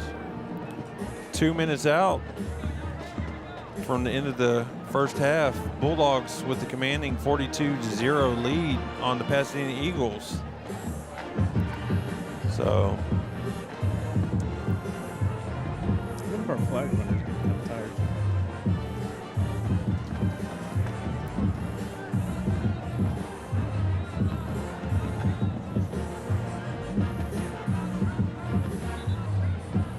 I give it to Pasadena though. They're still in it. They're still trying. there's absolutely, and they've put together a few Yes. good runs. They had a couple good drives on offense. They're getting first downs. They're making things work. Yeah, I commend them. They're still in it. They're still trying. Absolutely. Lopez to kick.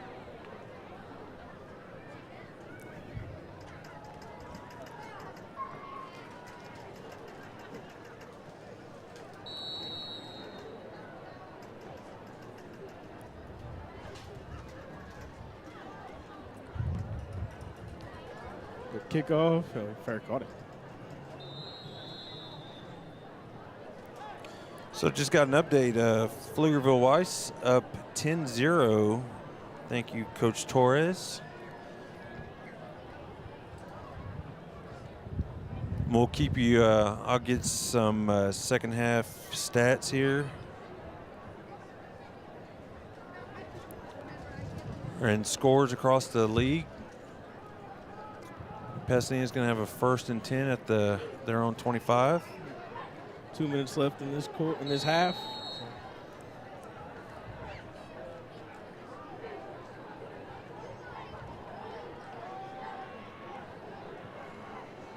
Handoff to 39. And goes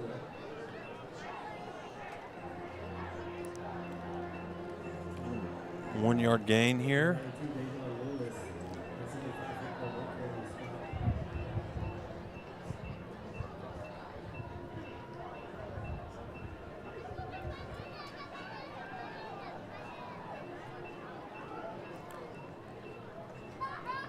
You know, he's my brother, and I give him a hard time, but the dude puts in a ton of work, and you appreciate him in times like this. You realize how much and what he brings to the table. This is the reason I like to be behind the scenes. I'm not accustomed to doing the actual commentating. And I'm not calling you out. I'm calling me out for my lack of. I'm just sitting here, and I'm usually.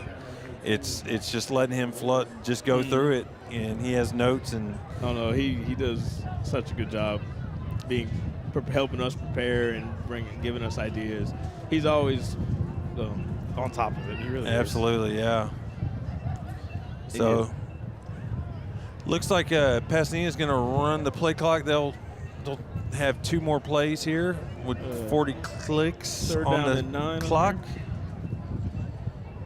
Handoff to 38.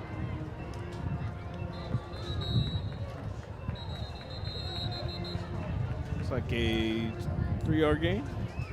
It's going to be 4th and 5, but it looks like the play clock and the game clock are in unison here, so that might do it.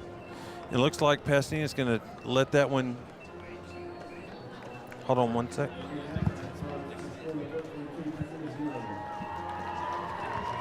So we just got a score update. Dickinson is up on Deer Park 21-0 at the moment. So. And folks, if you remember, Danny was saying if Deer Park loses by 9 points or more, then they will not be hosting, and that will possibly give us home field advantage.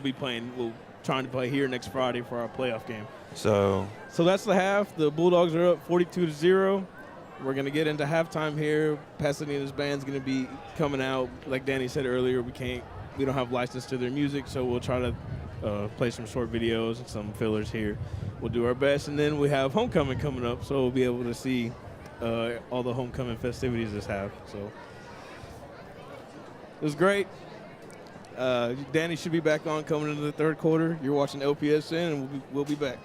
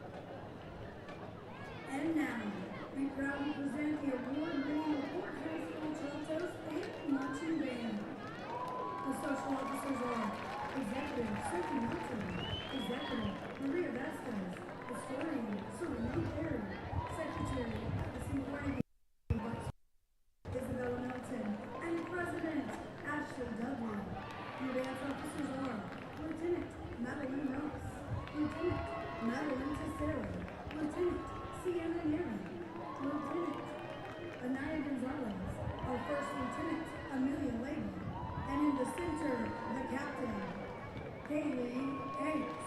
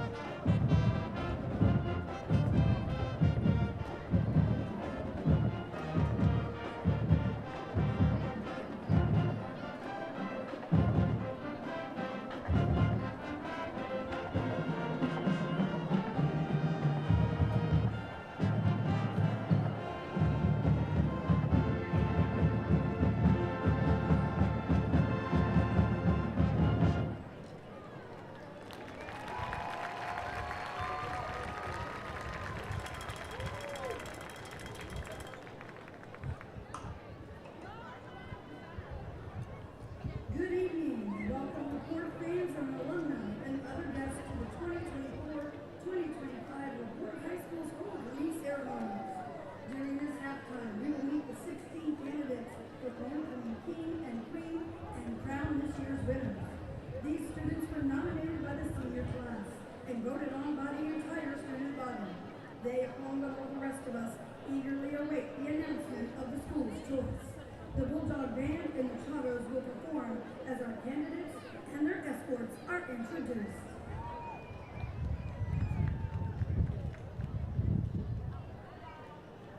Please welcome the 2024-2025 LaPorte homecoming candidates. Tonight's first candidate is Angelica Gonzalez. She is the daughter of Joe Gonzalez. She is escorted to the Angelica is a member of the Charros dance team. After high school, Angelica plans to attend St. Houston State University to continue her studies in education with an emphasis in speech-language pathology and pursue a career as a pediatric speech therapist. Angelica's greatest inspiration is her mother, who taught her not to ever give up, no matter her circumstances. She is her biggest supporter and hopes to become a strong, hard-working woman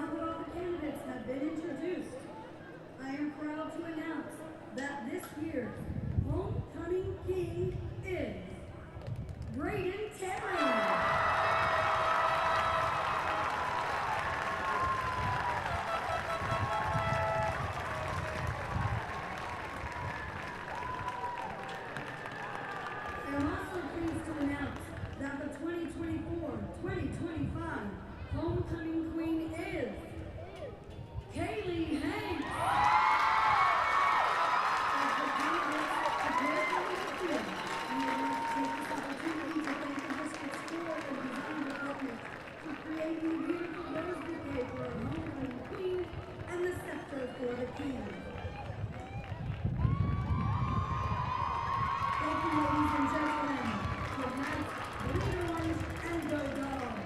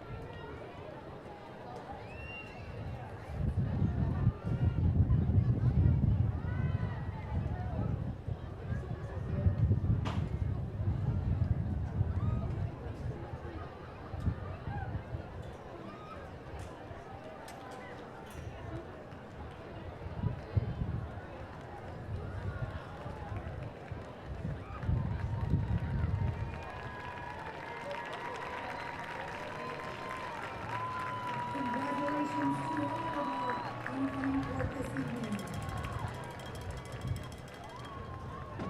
We encourage everyone to join in with the Porte High School fight song as we exit the field.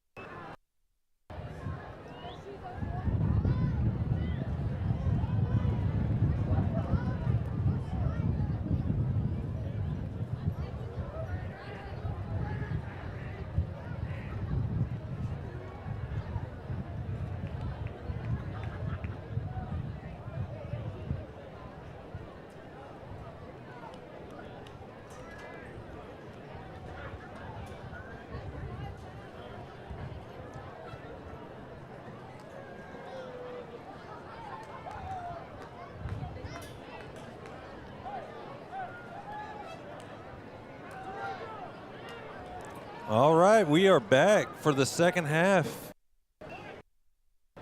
of Bulldog football. Up 42-0 to the Pasadena Eagles. And what a good halftime show. Homecoming court. Braden Terry won the king, and Kaylee Hanks is our homecoming queen. So I'm sure Danny's crying, little baby. So I'm sure he's going to be running back to the booth here, trying to put out this dumpster fire I'm going to leave for him. Pasadena kicks the ball. Onside attempt is no good. Ball going out of bounds. So Laporte over on offense, and you're going to see a whole nother slew of personnel.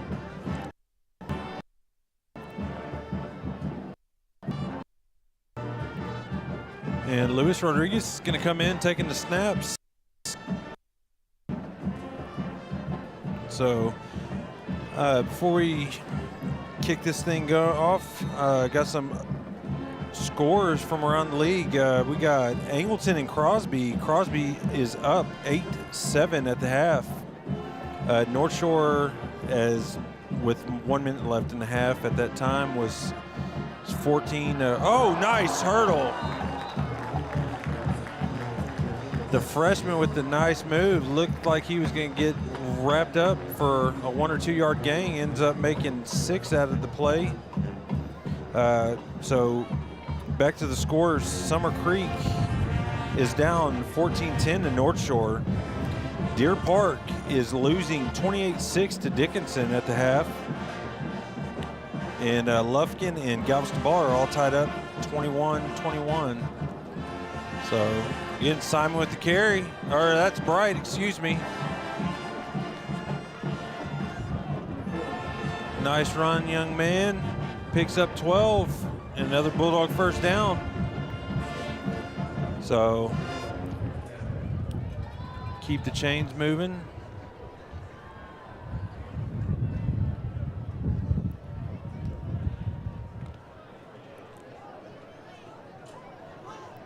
Look at him running back. Here he is. Simon on the toss, picks up 6. We're 2nd and 4. So Danny just got back to the booth. Congratulations. Thank you. Woo, that is a long haul. All right, so where are we at with my scores, bro? Where are we at? We got Deer Park over Dickinson 28-6 at the half. Wow. Yes, sir. Angleton and Crosby. Crosby's 8, Angleton 7. And Pflugerville Weiss is up 10-0 at the half. So that's starting to solidify our opponent for sure. Looking Anderson, Austin. So is Coleman in at quarterback right now? No, Rodriguez. Okay. He's taking the snaps. Or look like they're maybe swapping they're out. swapping out. No, Coleman's coming to. Oh, excuse me. Rodriguez has been coming to the sidelines to get the plays. Gotcha. So wholesale change. I'm assuming we've changed our personnel. Yep. Okay. It's already been covered. Well, good job there, Sporty. I was gonna hand off to Simon.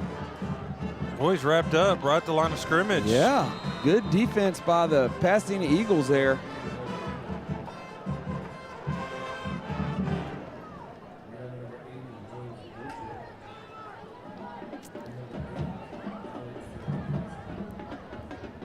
Yeah, I was gonna mess with you, and I was gonna crawl under the booth, the desk, and be in the fetal position, crying.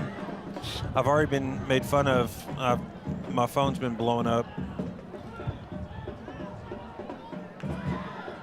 Good throw, but short. So the Dogs will turn it over on downs, unable to pick up the first down. The Pasadena Eagles showing life and will take over 1st and 10 from the Bulldog 32-yard line.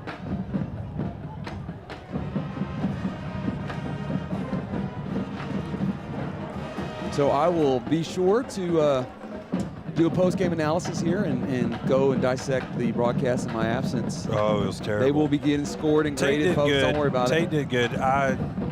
But that was new territory for Tate. I had no excuse. To try to counter, they put the ball on the carpet again. Dogs may have jumped on it. Unsure. They're going to call it 2nd down.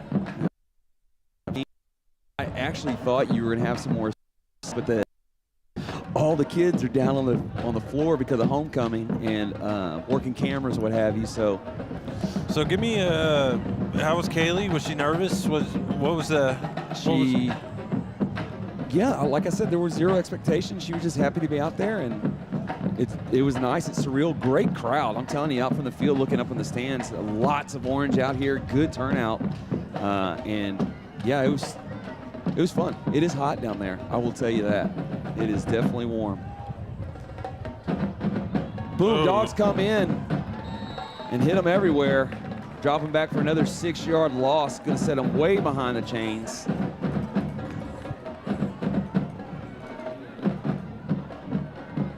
So we'll see who's out there. Let me see those binoculars. we were getting some messages at half, and I really do apologize with the pronunciation of some of these names. Hands off around the right side. Oh, well played. Yeah, pronouncing names is difficult, and then when you're doing it in a time-sensitive setting, it's even more difficult. Isaac Bonilla. So, apologize there. It's certainly not intentional.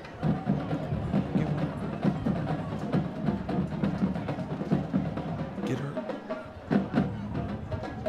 They will punt in this situation, although at this point, with it being the final game of the season, they could fake it here. They did try an onside. Did they? Yeah.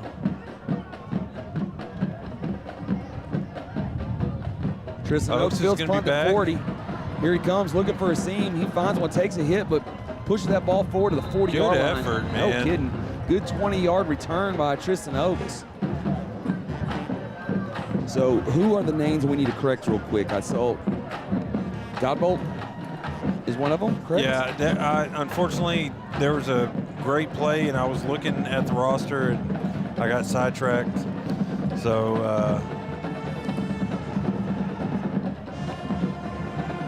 let's see here.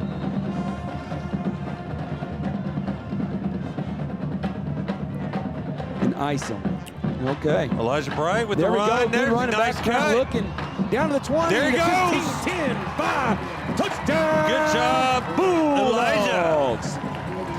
Elijah Bright with some nifty running there. Nice few guys. Mink gets across the pay line. So in all seriousness, thank you folks for helping us there, and anybody else, if there's any other that we can correct, we want to get it right. We want to celebrate these kids. That's the aim of this program. Always has been, always will be. So we want to give them the proper recognition. They put so much into the program and this community, and that's why we're here. We just want to celebrate that. So if there's anybody we need to correct, please let us know. And another PAT here. Here's that replay. As you can see, Bright started left, but he saw a cutback lane, cuts it back across the lane there. And who was it that got that last little block? Fisher Klein out there. That a boy, Fisher. Another good basketball player coming on scene. Not playing football last year, right? Yeah. So that does push our total to 49-0.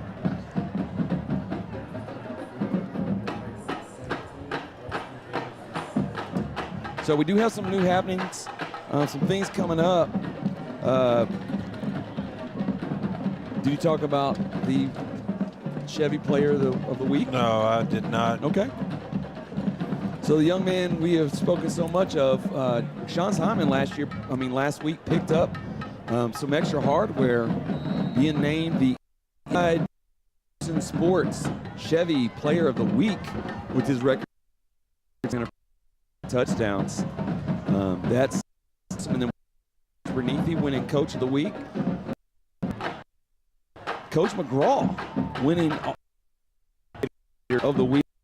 So, yeah, staff did a wonderful job this season with everything, the play calling, the personnel changes, and you can't overstate the hard it is when you got to change personnel as frequently as we do because of either being up big or trying to get reps or injuries or what job there. And there's another element that we haven't even discussed is with the that's coming from the freshman level. There's a tremendous issue there as far as the maturity, and right. We've seen tremendous growth throughout the season. Early on, it wasn't.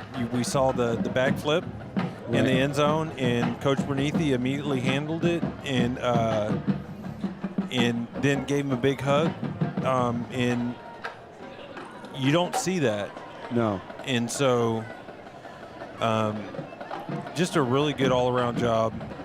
We've always made a point that athletics is not about the wins and losses. There's life lessons here, and you're developing young adults, and you're preparing them for the real world. And as hard as it is for people to understand that never been involved in school sports, you and I both, we do. We've experienced it ourselves and know the benefits and the sacrifice and the commitment that these coaches pour into these players week in and week out. Well, we were so heavily influenced by our coaches. Right. You know, it's funny.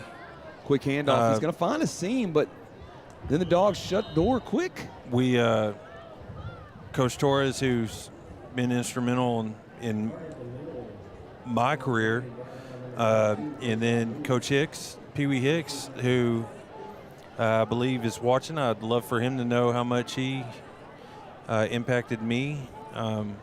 It's crazy. Farrington is just a practice field but back then that was where we threw down and played Little League. And I remember him coming out, 13 years old, seeing a radar gun for the first time in my life. And of course I didn't throw hard enough to light it up, but he kept pointing it in my direction, and come to find out, he good bounce here for the punt. Who was it that kicked? Was that number 15? Let's see. So want to thank Coach Hicks for everything he's done for me. And Rolando Tomez, a sophomore, has put his foot into that. Good job, young man. Yeah, coaches are they're just, they leave such a legacy and such a profound impact. They change people, their lives in so many ways, and I know we truly appreciate what they do. I know we've talked about Coach LaRoe over and over again, and that can't be said enough. I mean, you know, there was one of the most touching things I've ever seen was that picture of him and Terrell. Yes. Wow. I mean, the emotion in that picture and was felt on both sides, and the impact they had on each other. So Simon gets taken down at the line of scrimmage. Defensive front there, number 77. Good job by the Antonio Ganches, the defensive tackle. And again, I apologize if I butcher that name. Immediately on the ball. And we are dealing with a whole it's a wholesale change. This is all different personnel. As we expected early on, we thought that would be the case. Rodriguez hands it off. And here comes Colin Carter looking for some room. God. What? I mean, seriously. Who can't run the ball? Load and reload. And that Colin can play defense as well. It's funny, while we were talking earlier, I was watching. I just saw something funny real quick. I just saw Riker use the net place kick, so that was maybe he's going to get some snaps in. Yeah. Go ahead. I'm sorry. No, I saw Colin and the receiver, doing battle at the top of the screen, and when it's over, immediately just, slap hands. Here he comes around the left side, finds a seam. God, so quick. Yardage, yes, sir. Good job, Colin Carter. And their pedigree is all different. Their running backs, different styles, center yes, you're right. And I'll leave that up to the viewer as far as who you want to compare them to, but there's a lot of people you could choose from. Yeah. So Coach Bernithian in no hurry, running that play clock down, trying to let it wind out. The Dogs up 49-0 on the Pasadena Eagles with 2:55 left to go in this contest, or in the third quarter, I'm sorry. So Sean, they're not letting him get anything. Good job by the Pasadena defense. Yeah. It's going to be a TFL.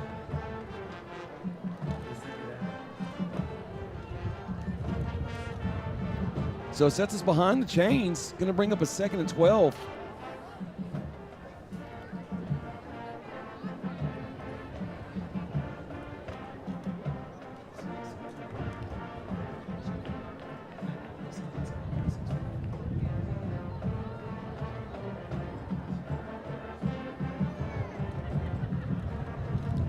Collin again takes on. Wow, good spin. Picks up a first down. What a great run. Good job, young man. So we do have other sports taking place. Basketball has started this past week. The broadcast schedule as it stands right now, the ladies are taking on the Deer Park Deer November 12th. That will be our next broadcast, which is Tuesday. You'll be doing that with actually Christy probably. Or I'll be in out of town fire school. Well, you know what? I have a school board meeting, so I may not be there either. So Tate and Manny and Ashton and Caleb pitch out to Carter, gets around the left side, picks up a good 5 yards, first down. You know, Coach Mack saved my butt by helping me doing basketball last year. He'd be a great fill-in. Super knowledgeable. Oh, there we go. And they put the McConnell twins back here. Yeah. Oh, that'd be cool. Oh, Doyle rules. We'll take our jobs, man.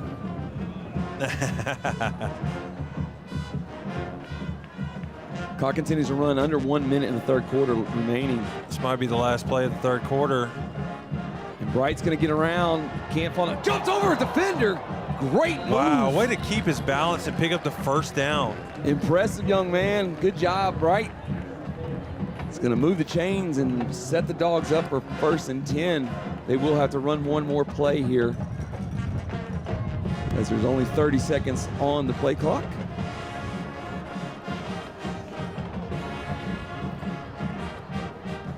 You know, it's a risky play because if the defender doesn't take the bait, he can upend you quick.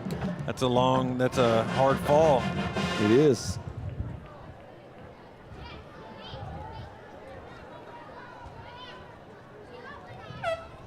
Hand off to Collin, who's going around the left side. He's in his face. Oh, makes a man move. Good shuffle step. Wow.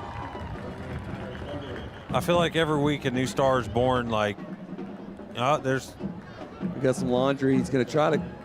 So to call a hold out on the boundary. Don't know that it was necessary. Didn't catch the number. Boy, he made a good cut blocking the back. So that will set us back. Negates a healthy run by Kyle and Carter.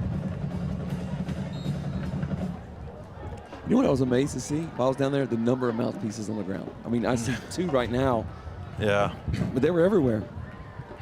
Is that something that's still policed heavily by officials? It doesn't feel like I feel like every picture I see, they're always hanging down. Well, that's the buzzer to end the third quarter.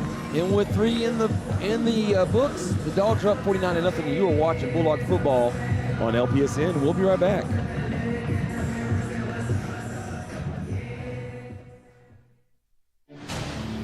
Tonight's fourth quarter is brought to you by Bayside Plumbing Services, a plumber you can count on. Bayside Plumbing, your honest, local, full-service plumbing provider, and tonight's fourth quarter sponsor.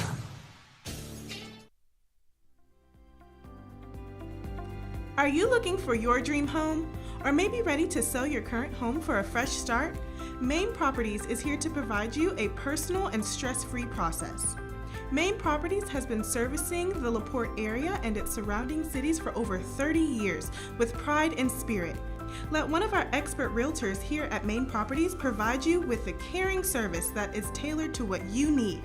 Come see us in the heart of Old LaPorte at 1014 South 2nd Street and let us put sold on your sign. All right, here we are for the final fourth quarter. Dogs up with a convincing 49-0 lead. We can start saying the things that we wanted to saying. Your LaPorte Bulldogs are back-to-back district champions. Homeless, just wandering around Southeast Houston, playing football wherever they can, just getting the job done. But the reemergence of the Bulldog brand is alive and well, and it's so encouraging. It gives so much hope and excitement, and the future is so bright. And when we get the new Bulldog Stadium and we move into that facility, and we move the program that's built a solid foundation, and we continue this pipeline and the spirit and the tradition. Wow, watch out. There's going to be a lot of good things happening. Good sidestep by Carter. So to pick up about 6 yards on the play. Folks, we always talk about this. This is a student-led broadcast. LP Sports Net is a student broadcast. Our crew is the same as the 11th with Adrian Delgadillo, Caleb Hanks, Parker Swain, Noe Romero, Sophia Gonzalez, Austin Getz, and then Tate McConnell, Manny, and Sam Zabrowski. Talking to Austin before the game, and he started off his district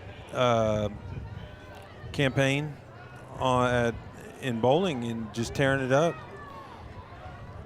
I saw the numbers, I wrote them down, and I can't find them. I know they're good enough to smoke whoever he bowled against. So good job, Austin. I think they're laughing at us about me not saying Manny, and I didn't mean to. I looked down, Manny. I'm sorry. No, that's intentional, Manny. Oh, brutal. God. The guy works tirelessly selflessly, and yeah, it's brutal. Like a Millar moment.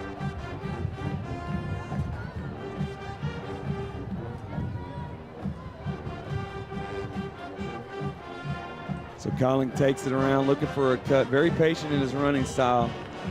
It's be about a yard short of the first down, so the Dogs will turn it over on downs. So if we had to put a grade on tonight's game, attitude, effort, personnel, stats, the whole nine, and give it an A minus. What do you? A minus, B plus. And the reason being, I know it's got to take points away. 49 points up, but I think the Dogs have yet to play their best game. I think we saw glimpses of it in both the Crosby game, well, 3 games technically, Crosby, Port Neches Groves, and Angleton. Those are the best glimpses into the potential and how good this team really is. Wow. And they've got to continue to put those together. So I still think, and I think Coach would agree with this, is that there is still more left in the tank. I think there's still more upside potential. I don't think they've played up to their full potential yet, but they are getting better every single week, and that's what you want to see. So we have just rattled off 7 wins in a row. We talked at length about the difficulty of our schedule in the preseason, playing all 6A Raymond schools. Gibbs. Oh, he had it, and he stayed with them. There we go. Big sack, big loss. Raymond Gibbs. I was trying to see, that was Raymond the play before as well that spun off a block and was able to make the tackle. The kid is special. Doing a phenomenal job with a different word. I need to read the thesaurus. Phenomenal. Phenomenal. I sound like Danny. Okay. Really? So Isom was also on that last tackle. Oh, he loses the ball. Ball's still out. It's still out. They will recover. Just squirmed out there. But it's good for the Eagles deep in their own territory. Got an injury, it looks like. So, yeah, that was just an awkward thing. I think when everybody jumped back to get that ball, that's unfortunate. But you're still dealing with cramps, and even this late in the season with this heat and humidity, it's something. Yeah, it really is. But to your point, we wanted to start. We wanted to see depth. We wanted to see. And we're not letting up. We're coming right at them and punching them in the mouth with different guys. Yeah. On both sides of the ball, doing a really good job. You see, is that 36? We won't speculate on anything, but Bonilla, I think he made that. He was at the point of contact, kind of jarred that ball loose, and kind of got stuck in the wash. I think he bent down at the waist trying to get that, and So we're aware, we know that we're having some audio cut in and out. I think that has to do with our Wi-Fi signal.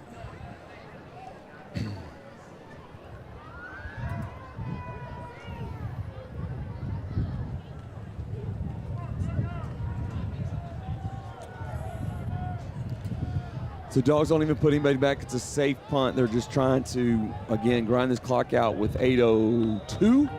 The Dogs will set up shop at the 44-yard line. I'm going to check some scores. Yeah, do that. And I want to talk about the candy cane market. Calling all vendors, the Chado annual candy cane market is fast approaching, and we need you. This festive tradition is a perfect way to kick off the holiday season. Stroll the aisles and visit the numerous local vendors while being entertained by local performers and the Chados. Interested vendors are asked to contact the Booster Club on Facebook, LPHS Chado Booster Club. The Candy Cane Market is December 7th from 9 to 2. So we've got that going on. Again, Coach is going to try to dwindle and bleed this clock out.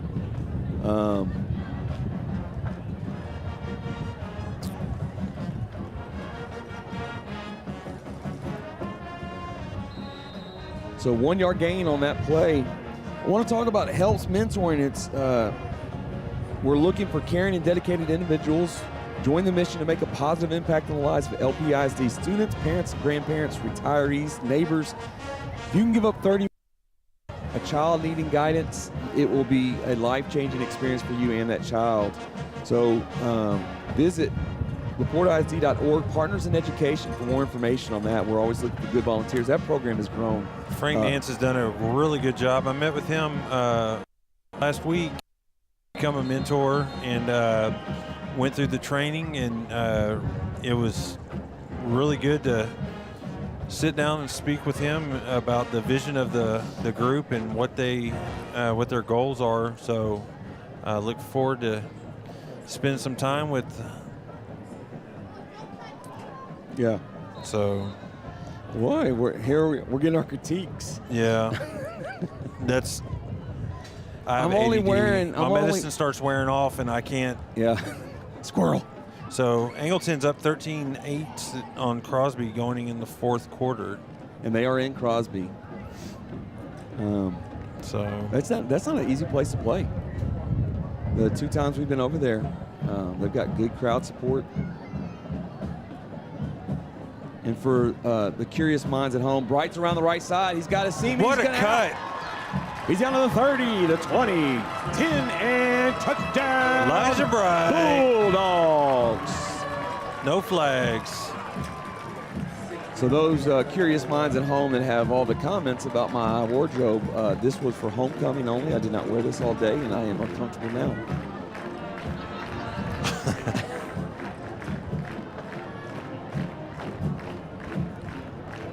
So, folks, we're always looking. LaPorte ISD is an open enrollment district.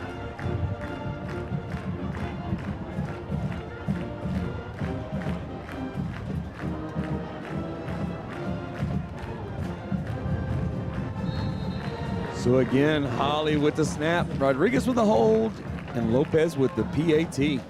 Wright with just a burst of speed. It actually looked like they had it defended well, and then he found a small crease, and he was gone. He's got a different level of speed.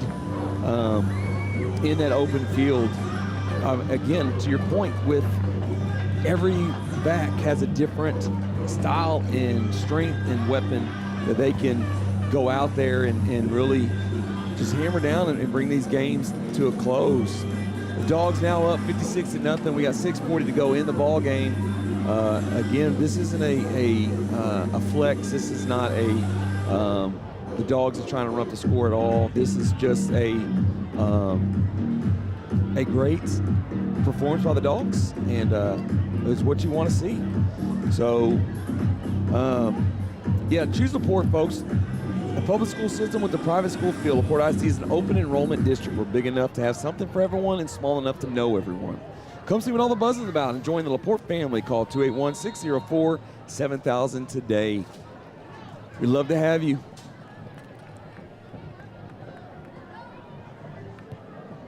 So Lopez puts his foot in, and he will put it through the back of the end zone for a touchback. And the Eagles will set up this next possession here at the 25-yard line.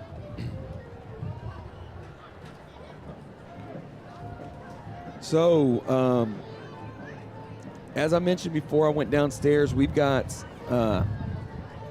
LaPorte will do their halftime show immediately following this game. The Chatos will perform, the band will do their halftime show, then they'll do the school song, and that will kind of conclude tonight's game. So we will bring that to you in its entirety. We will also, in the interim, while they kind of get set up, we're going to take another look at the playoff picture, knowing what we know now. Oh, great tackle. Again, 44, we don't have your number, young man. We apologize for that. If you know it, please give us a shout. Text us, because he's made quite a few plays. He really has, early on in the on the kickoff, and so the playoff picture is definitely firmed up just in this evening. It is becoming more clear. What was the final on that Deer Park game, or what's the score at right now? It was still 28. So I hadn't seen another update. So 6 finally springs free around the right side. It's going to pick up about 25 yards there. Jarvis McCarty, the senior running back, good effort. Still laying it all out. Clock's running at 5:08. But the Deer Park game, the implications of that game are, it looks like they are going to be the district champions. Kudos to them. Congratulations to them. And they are going to host. They're going. Oh, they are losing. Yes. Wow. I was wondering. The whole time I thought they were winning. No. Okay, they're losing, so they will not be the district champions. They are going to be going to North Shore, it looks like, next week. Ouch. For their first round contest, and there's a opportunity, not that we have made that decision. I'm not saying that we have made that decision, but now we do have the ability to potentially host our first playoff game here at Deer Park, Abshire. And we would love to do that, I think, because of the proximity to LaPorte. It's the closest stadium to us. LaPorte showed up and showed out tonight. There's orange everywhere, great energy down there. And we're hoping that we can even grow upon that next week as we approach the Texas high school football playoffs. And I know there's a stout rivalry between the two cities in the schools, but they've done a really nice job. The hospitality has been phenomenal. They've done a great job, and we appreciate them opening their doors to us. It's difficult when you don't have a place to go, and they have been nothing but kind in helping us. And that's what you do with your neighbors when you're in need, and we appreciate that. So, thank you. Sorry. Good, tough running by number 8 or number 6, and we keep having, no, this one is number 8. Good running. He's going to move the chains. Clock's running at 3:15. With this, like, so Cervantes. Just saw my buddies look like Blake Stout and Fisher Klein. Another handoff, looking for a seam. The dogs are fighting. So 28-6 midway through the third. Dickinson up on the Deer. So that margin of victory, they will all end up with one loss in district, but they will win the tiebreaker on the head-to-head points. Let me ask you if your game grade changes if we lose the shutout. Yes. I second that. Only because everyone to this point has played so well. Yeah, you don't want to see that happen. And these kids they're playing hard, both of them, both sides. You got to be mindful that these kids, this is their last game in high school football, most of them. They're not going to play another snap of ball. And I remember that feeling. And it was one of just total helplessness, and you don't know exactly what's going to happen next. Ironically, my senior year, I remember being on the 20-yard line over on the other sideline as we beat Deer Park here to advance to the playoffs. What a joy that was. Going to throw it out to the edge. They're going to get some space. You know what's good about that play right there? How are they going to call? They're going to stop the clock because of first down. Not because of Bears with the tackle from behind.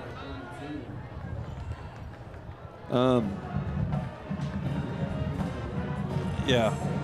No, it's one of those, it's indescribable, the feeling that very patient running, looking. And we got to be a play or two away from this game being over. But I can remember my last collegiate game, and I saw it was a shallow fly ball to left field and the last out, and I had flashbacks from Little League all the way to It's going to be college. An interception. Monteveres doesn't. That will boy. do it. So your LaPorte Bulldogs puts this one on ice, 56-0 over the Pasadena Eagles in the final regular season game of the 2024 campaign. Postseason will begin next week. The site to be determined. The opponent likely Austin Anderson. They've got about a 3 hour and 20-minute commute wherever we decide to play them. Different style of ball, but the Dogs I know are up to the challenge. We're super, super proud of each and every one of these students that have come out and poured their blood, their sweat, and their tears into this program. It was a great way to end homecoming, and you want to go out your regular season that way, and we can officially say that the Dogs are back-to-back district champs. We haven't been able to say that in a long time, and it feels so good, good. We knew this group was going to be special, and they have lived up to the hype, and have just been a lot of fun to watch on all three phases of the game. Just doing a really good job, and I'm excited for the postseason. Last year we were handed a gem of a first-round matchup. And what's ironic is last year we played a team that was 5A, moved to 6A this year. This year we're playing a team that was 6A and dropped to 5A. So we've got that going on. It's going to be great. The future's bright. The Dogs are representing the community, our district, our school, our traditions very, very well, and we're super, super proud of them. What's going to happen now, we're going to step aside real quick. They're going to clear the field. The Chatos and the band will come out and do their performance. And we will regroup, and we'll get right back with you.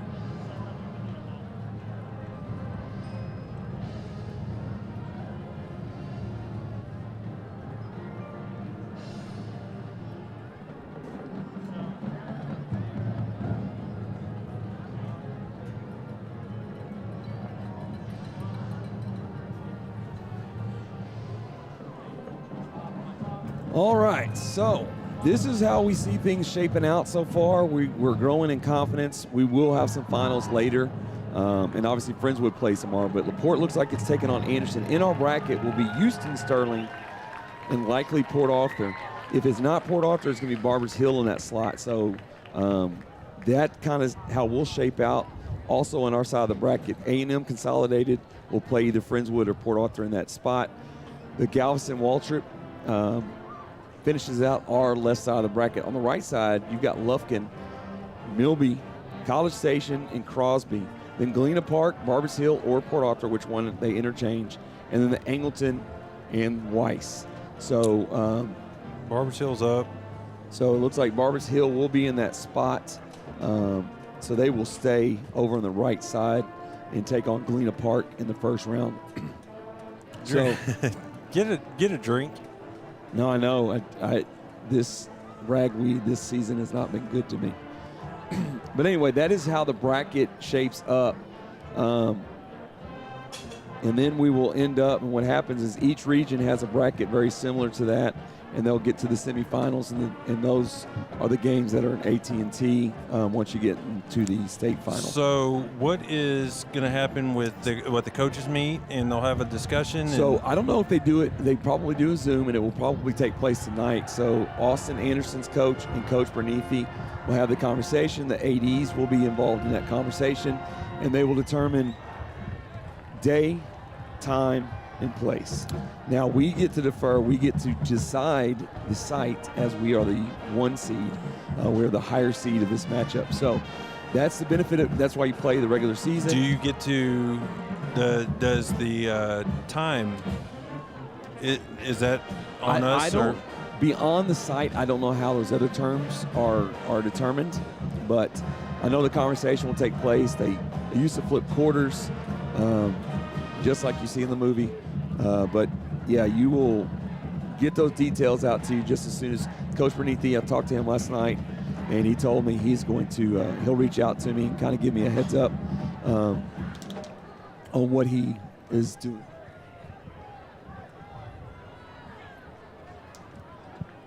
So, as you can see, Coach Bernithi holding up the district champion trophy. What an amazing thing. Super proud. So, for the broadcast, for the channel, we've got the Deer Park game next Tuesday at 7 o'clock over at Bullock Center. And then the playoff game. What we will have to do, we have to submit paperwork to UIL as soon as we know the site. And we will petition to carry that game. UIL regulates all of that. So things are a little different, but we will carry the playoff game. And then on the 12th, you'll see Trent Callies and Caden Watson back on the hard court and in some Bulldog basketball. So we've got that coming up. We're excited about that. Again, we're going to see the Chatos come out on the field, do their routine. We're going to see the band do their routine, and we're going to stay right here and enjoy that with you. But Michael and I are going to step off for a moment, and we're going to let my voice rest. Yeah. Enjoy your halftime show, folks.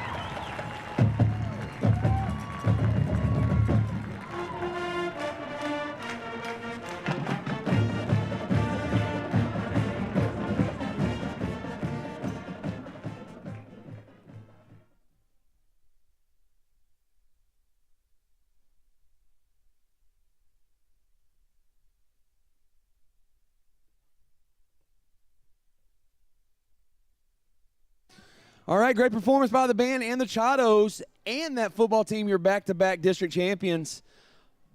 Ready to start the playoffs. Postseason begins next Friday. We're excited to have it. We'll process all the information. I'll talk to Coach Bernithi tonight, tomorrow. We'll get that information out to you in our social media platforms. But that's going to do it for us. Our final 56-0 LaPorte over the Pasadena Eagles. And we truly appreciate you spending your evening with us. Hope you'll join us again on our next broadcast. For everyone involved, the kids, Manny, Mr. Z, Tate, all of our students, we enjoy this broadcast very much. Congratulations, Bulldogs, to the back-to-back district champs. And we will see you on the flip side next week.